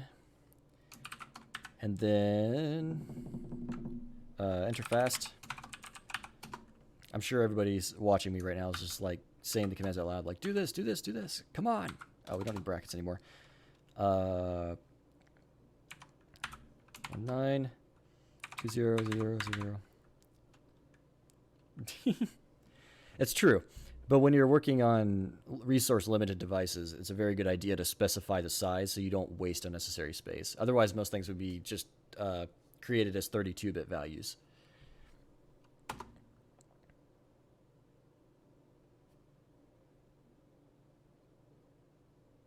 I think we got a value out of it. 200000, and then the value is 2,097,152. Okay, and then if I type update, hey, it turned red. All right. And then if we do the exit, command receive, fast mode works. Ladies and gentlemen, we did it. All right. Cool. I'm going to leave that as is, and then what I'm going to do is pull up my Python script here, and I've already done some stuff, and I can already go ahead and run it. It should still, all the existing commands should still work just fine. But I originally had this time sleep in because I didn't have that ready notification. I'll have to do the init as well. Okay. Let's go ahead and do that then. Let's do, so we want to do the read line immediately to start off. And then, so ready, whoops. We don't need that anymore. Okay. Let's just print it. This will run fast enough that we're not going to lose a lot of speed by doing this. If I got to get into Python mode now. It's not equal.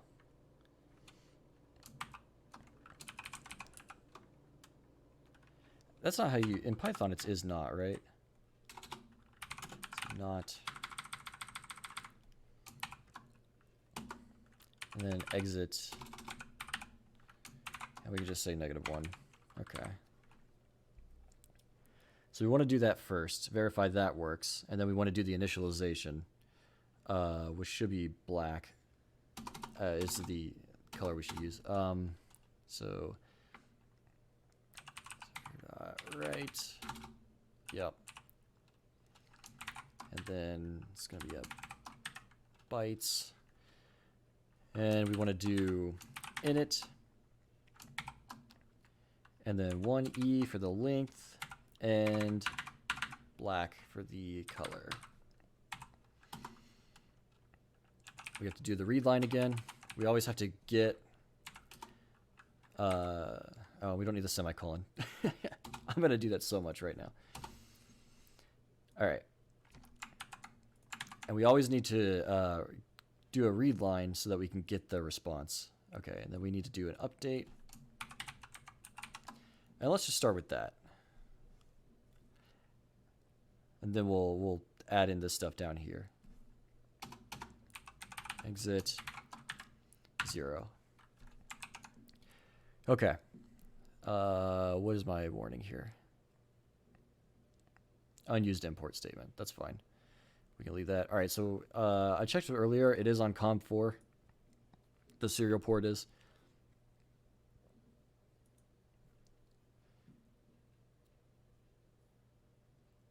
Is not with a literal. Did you mean did not equals? Okay, yeah. I forget. Is not is, yeah, for like booleans and stuff. All right, let's try that again. Ready, finish with -1. So print ready. Does that need to be compared the same way? I think it does.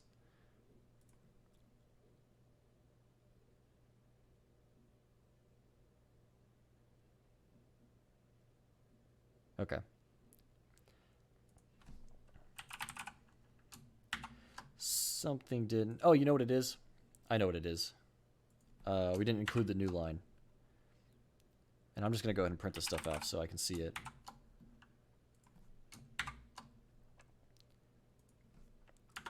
All right. New line. Run again. Ready, command receive. Okay, yeah, it went out. All right, cool. So our Python script is working, we're communicating, and we're doing things a lot faster now, which is great for testing because I'll just be able to, I don't have to type in those commands every time. I can just click run on the script and it'll work. All right, and then so I made a script down here to just cycle the lights. Emmanuel, you were talking about I needed to make some sort of display that was making them like glowing and going in and out, that kind of thing. So I did that down here, but I've added an update command since then, so I need to include that part. So really just this, and then we should see this work, but it'll run a little, it's going to run slow. We know that.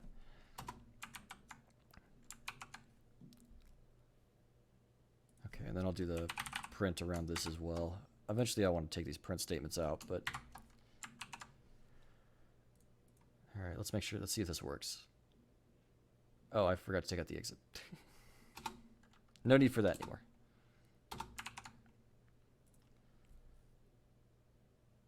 All right, there we go. You'll see it's, yeah, just filling that up, and they get really bright, and then they'll dim back down to black. Yeah, it's taking a while because there's so much communication going on between the device and with the command received and sent and update and all that, which is why we needed the fast mode. I don't think the fast mode is going to be useful at all if we're just doing the whole strip as one color, because we have to set each pixel individually, but it will be quicker if we're trying to do like weird things or something like that. So we can go through and let's see, what would be a good way to test this out? I guess we should cycle some colors and see what happens.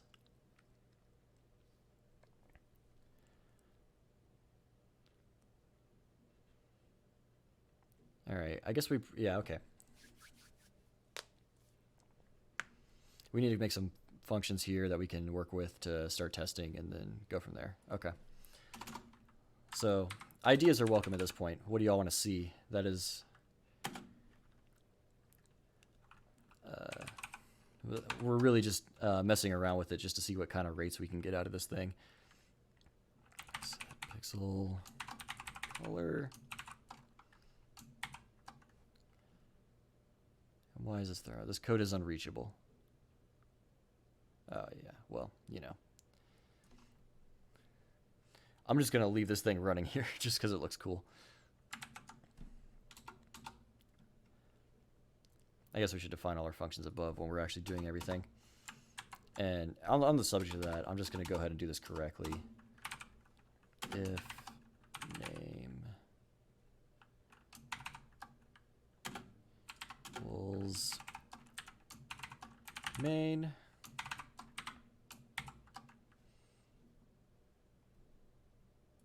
Yep, and then all of this gets indented. There we go. All right. Used for conditional.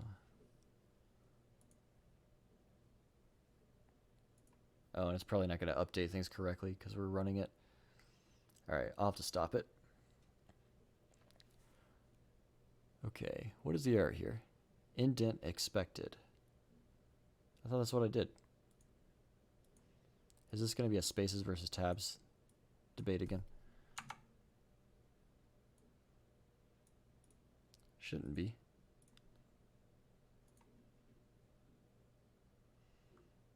Expected and indented block. Does anybody know why this isn't working for me? I gotta remember my Python again. Oh, it's expecting it from this function up here that I haven't finished creating yet.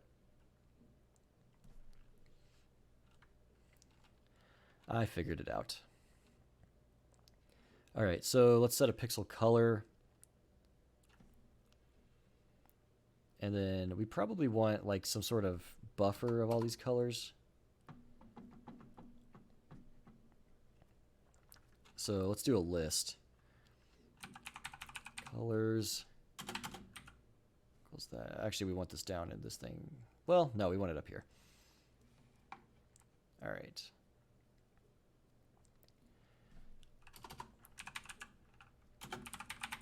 Initialize buffer or colors.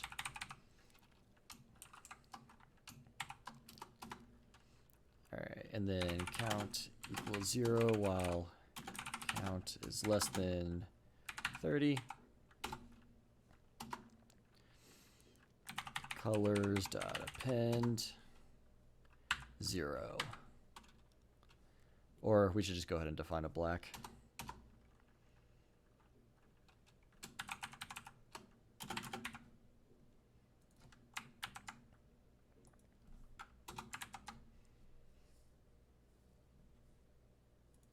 Okay.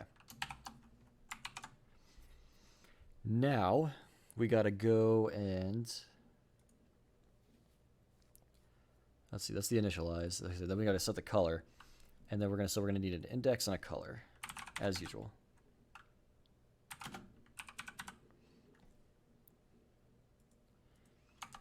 And then we're gonna do colors at index equals RGB. Straightforward. Expected 2 blank lines, found 1. Functions outside of classes need to have 2 blank lines before they start. It's just a PEP 8 standard for coding styles. All right, that looks good. And then we need a function to basically display it. Define display colors fast. No arguments there, just we need to loop through and basically send all of the necessary commands like we did down here to the device. So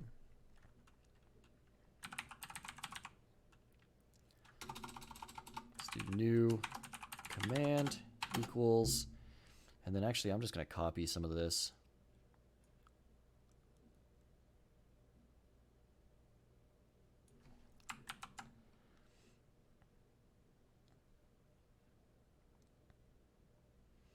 Oh, you know what? This is going to take more than I thought because we're going to have to parse through this exactly. Okay. Let's start with that. Red equals RGB ANDed with FF00 and then shifted. 16. Green equals same thing but from the middle.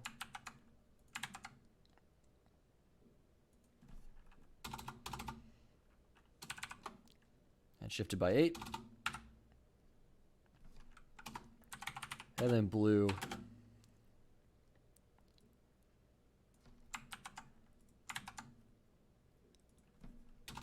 and that's not shifted at all.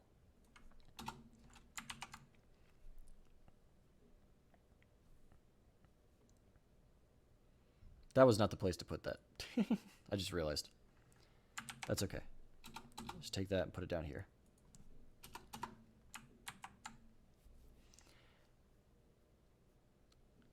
And then we got to say RGB equals. Oh, this is a whole thing. I'm getting all out of order. All right, that's all right. It happens. Count equals 0. Count is less than 30. RGB equals colors.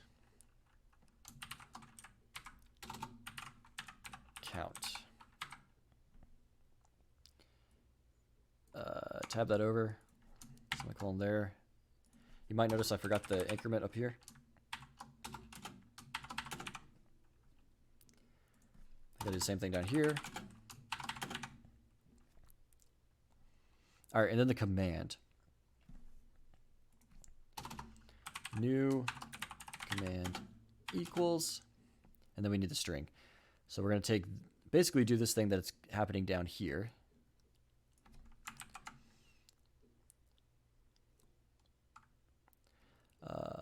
So we will put that right there. And actually, we're just going to do a plus equals. We're going to try and keep this a little separate. Command equals, and then we need the count value.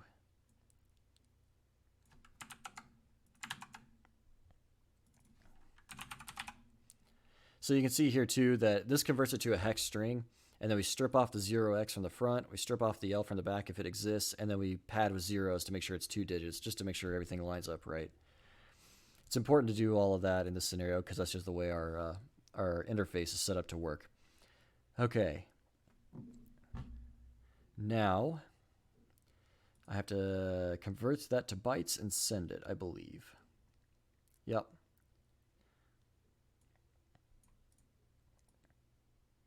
I guess I already had these print statements in here. All right.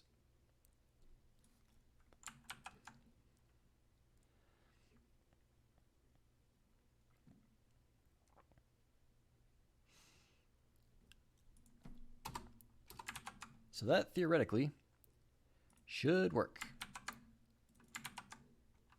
Except for this variable right here, which I don't think it should be able to see. So we're going to take this and put it up as a global, just for now.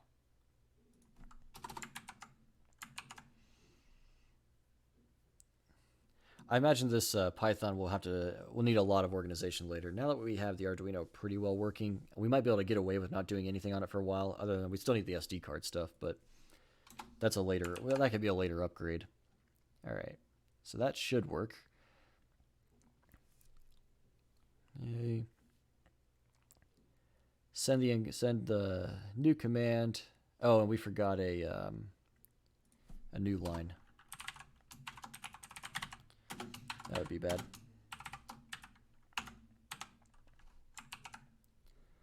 Okay. There we go. So now we will send it this new command, and supposedly that works. So now we just need a way to test that.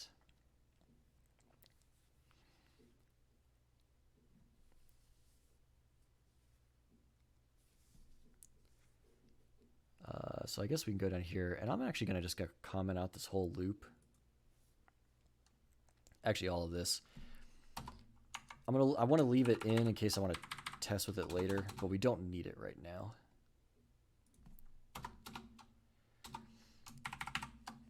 Okay. All right, so the next thing we want to do here is enter fast mode.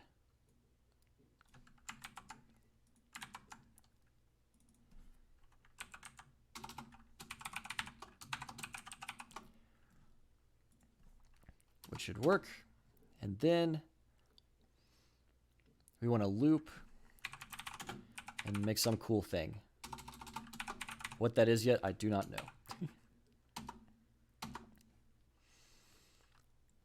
So while true, we should go through and change all the colors. Set all the pixel colors to something new. So work backwards from the beginning. So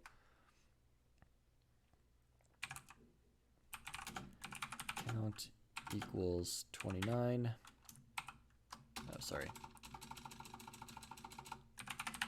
Count equals 29 while count is greater than or equal to 0. No, greater than 0. And then we're going to say, we'll use our function here. I guess we should have a get pixel color as well.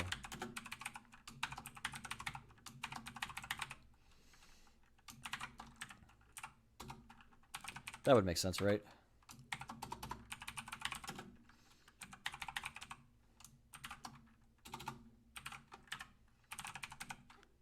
Okay.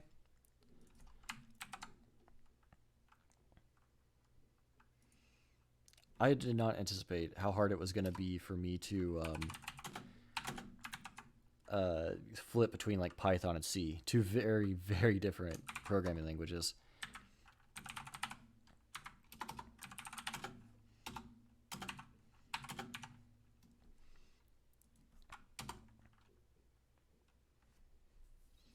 Is it how I want to do it? Yeah, each one should equal the one before it, right? So it should be count minus 1.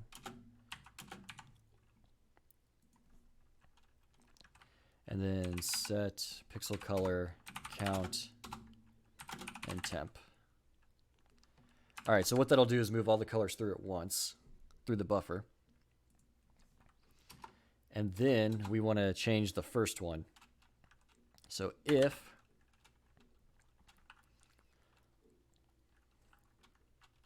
let's see, 0x, so red. You know what? Let me just define these colors.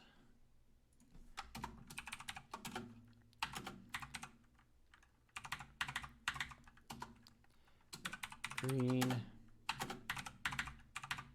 If you're wondering why I use 2,0, it's just that that seems to be low enough in brightness to be tolerable.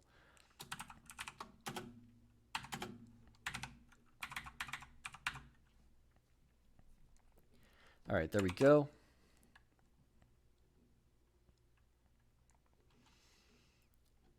And now, all right, so go down here. If get pixel color 0 equals red, then we want it to become green.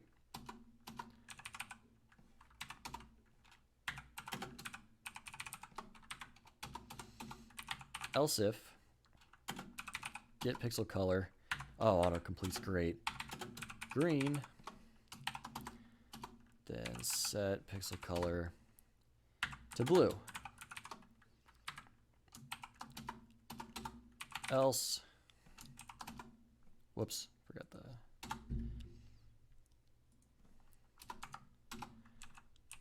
set pixel color to red. All right, and then time, well, no. We want to write that first. All right, so once we do that, then we should just have to call display colors fast. And then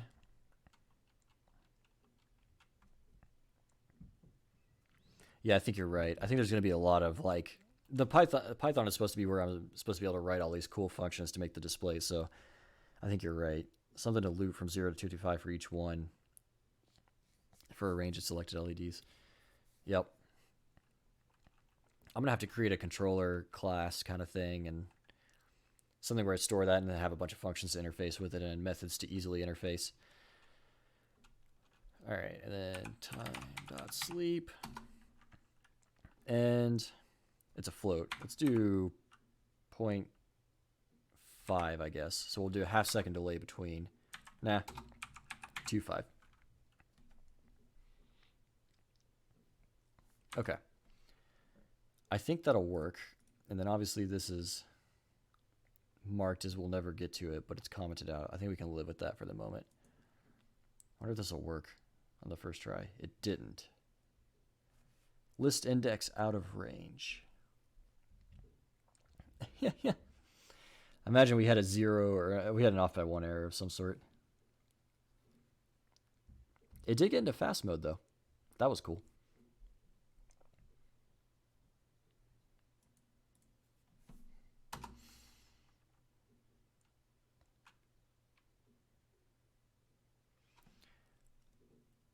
Count -1. This one right here.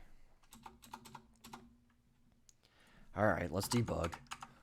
Can't ever be easy. At least we can do this quickly. 29. How's 29 -1 out of range?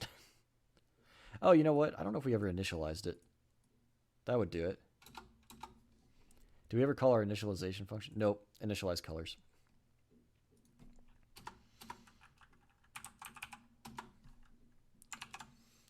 Let's try that. All right, it's technically doing something. Not really the thing we wanted it to do, though.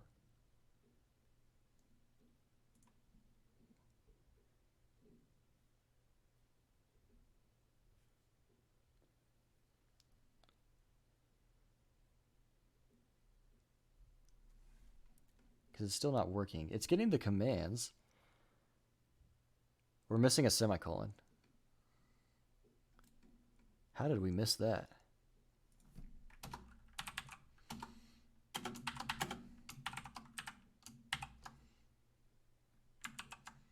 Yeah, the strip shut off because it initialized correctly. It went to black, but it didn't update because we were missing that semicolon. Okay, still not updating.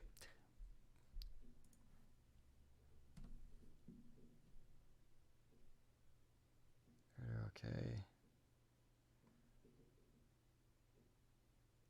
All right, what are we missing here? We're getting weird colors or something.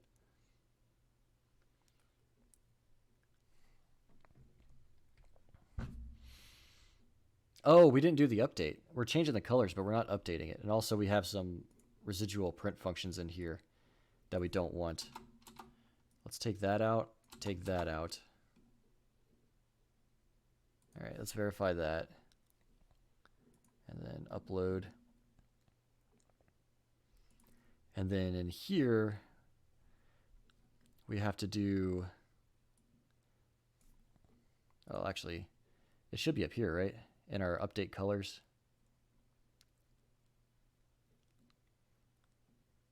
Yep. We want the update character outside of this loop. So once the whole thing's been sent, do a quick update.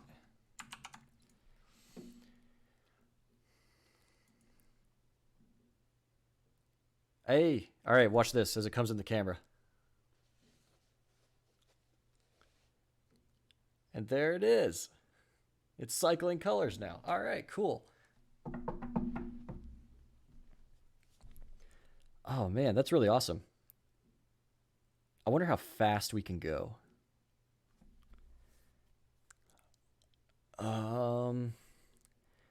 We have this quarter-second delay in there just because I wanted to be able to make sure I could see it. But if I just take that out, like I just cycle as fast as possible, we shouldn't be able to. If we can't see it with our own, with like the human eye, that would be perfect because then we know that we can run this whole thing fast enough. But I'm not confident. Oh, it crashed. Why did it crash? Something stopped working. It stopped responding. Or it missed a response. I think we went too fast for the Arduino. Alright, so I guess we do need our delay in there. Maybe 100th of a second is a long enough delay?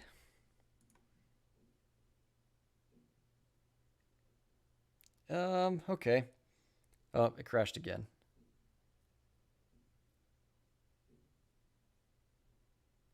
Yeah, it's got a lot of inconsistency there too.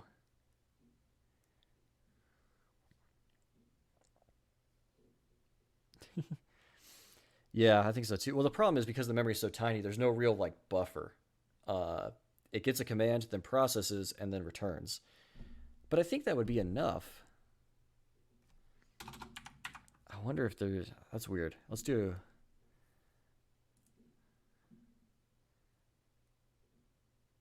Alright, that seems to be pretty stable. That's 1/10 of a second. Delay. But if I want to get like 60 frames a second, I'm going to need like... Yeah, I know. Well, you know what I need is I need a more powerful... I need a bigger memory and a more powerful micro. This micro has a 2 kilobyte RAM and runs at 16 megahertz.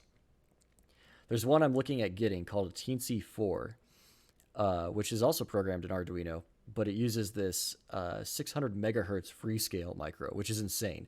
So, especially for microcontrollers, 600 megahertz is awesome. And actually, there's one product in that line that'll run at gigahertz, so as fast as your PC processor. So that's really cool. And with that, we wouldn't even need any of the special logic in here. We could run the whole thing in software because it would be fast enough. I'd have to make my own delay loop to run on the nanosecond level because I would need that for the NeoPixels, but I could do that with just doing a for loop and no op instructions. And it's only $20. So I think that's what I might do. And I think it'd be easier to interface the SD card anyway. That might be the next step in this. All right. Yep, that crashes. Dang it. I wonder what's causing it to crash, because it should be a whole transaction. It should send something and then wait to receive something.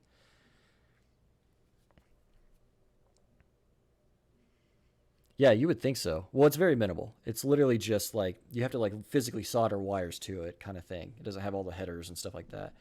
But I know it's cheaper than an Arduino and it runs like so much faster. And it's got like it probably has like a megabyte of RAM and a couple megabytes of flash memory. So I mean, you could put huge programs in that.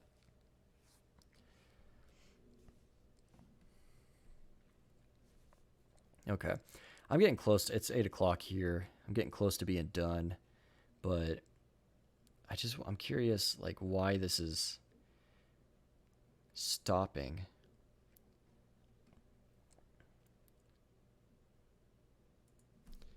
There's a timeout feature in this, right?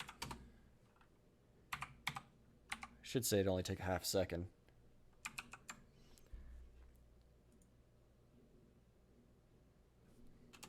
So if I do a timeout, it should, if it breaks, it should try again.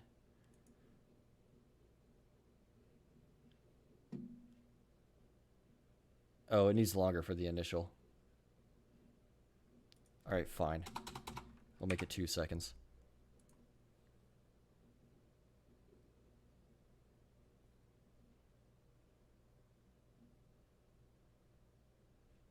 Oh, come on. No, it's something went wrong on the Arduino side. All right, that makes sense. Because that's got to be where the problem is. I guess let's find our limit and go from there.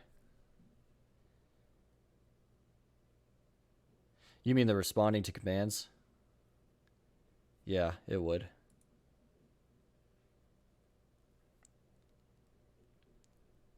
That's a pretty good rate. 0.05.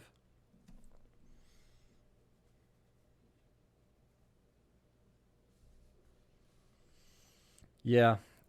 So that's actually, and you raise a good point because that concept is in like so streaming movies, right, where they use TCP versus UDP protocol. And right now I'm kind of doing a TCP style where I need to get an acknowledgement every time. And if I just didn't bother with that, I might miss some commands here and there and drop them, but that's okay. I could go faster.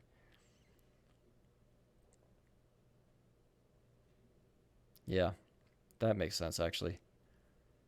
When it's in fast mode, maybe it doesn't need to respond. We just need to assume that it got it. Whoops. Bye. All right. Can we change that really quick? I bet we could.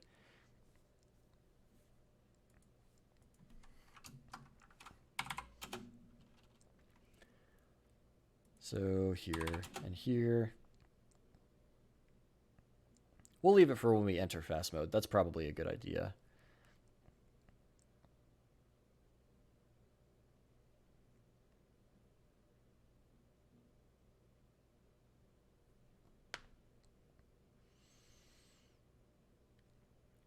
And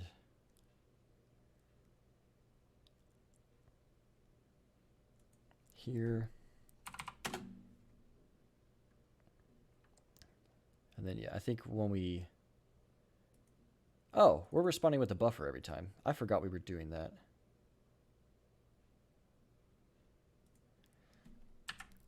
Let's comment that out as well, because that's taking up a lot of time. Oh, that's what's probably causing it to mess up, because the fast buffer is going to have that new line, and it's going to be getting behind. And yeah, I think that makes sense, actually. You might have just caught it right there with that. Hold on. I'm sorry. I need to comment these back in.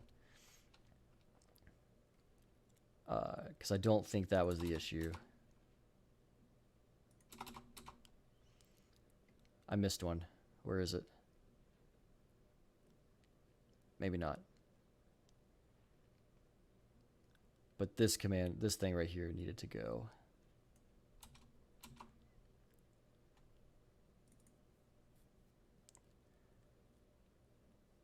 All right, let's verify that. And then if this doesn't get us, if this doesn't fix the getting stuck problem, then we'll eliminate the responses and see what that does. All right, that's uploaded. Let's run our function here again.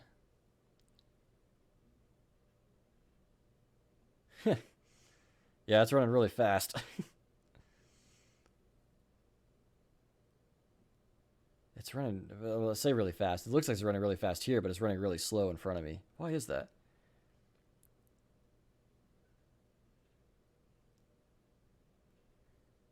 Why is it running slower than it was before?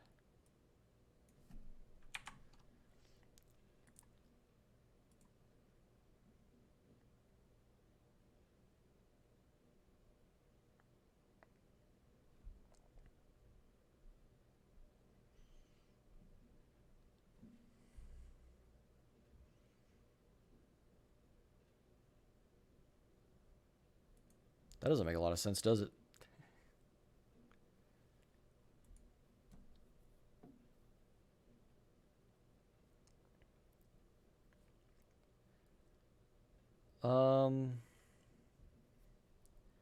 Okay.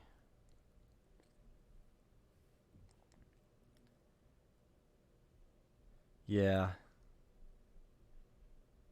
Maybe it's too fast? I put it at 0.1 though. That was pretty slow. Let's do 0.25. No, it's running really slow now. Like there's some reason. What am I missing?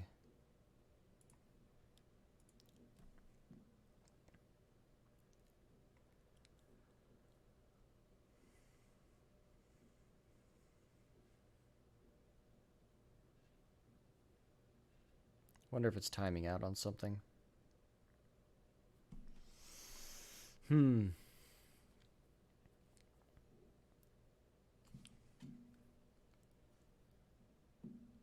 That's, in my mind, that doesn't make sense. That it's because it's sending a command, it's waiting for a response. By the time it gets the response, the Arduino should be ready to go again. it takes that long for stuff to travel across the serial data line. So, because the baud rate's so slow.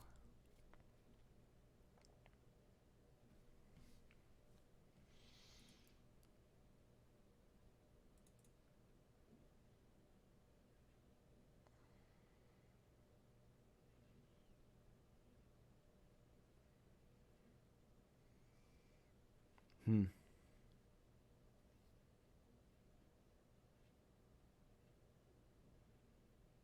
Yeah, that's what I'm thinking. It's like something's not quite lining up there. And I don't know what it is.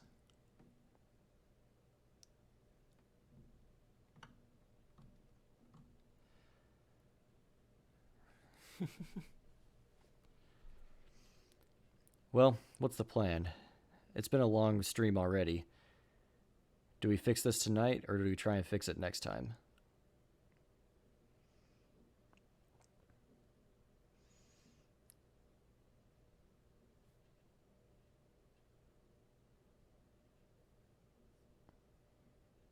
Yeah, I'm getting hungry too. I think I'll fix it next time. Rather unfortunately, Sunday I got exposed to a certain virus because somebody else caught it, and I was near them on Sunday, so I'm stuck at home for 2 weeks. But that'll give me some time this weekend to work on this, so I'll see what I can come up with. All right. Well, it's been a good stream. I'll try and set more things up, like the GitHub and all that stuff this weekend. And now we have some way to control it with a Python script, so that's awesome. And a faster mode. Supposedly, fast mode is running really slow right now, though, and I don't know what the reason for that is. But we'll figure that out. So, yeah, I will see you all Sunday. Probably start around 2 p.m. Eastern Time, and we'll go for there. Yep. See y'all later.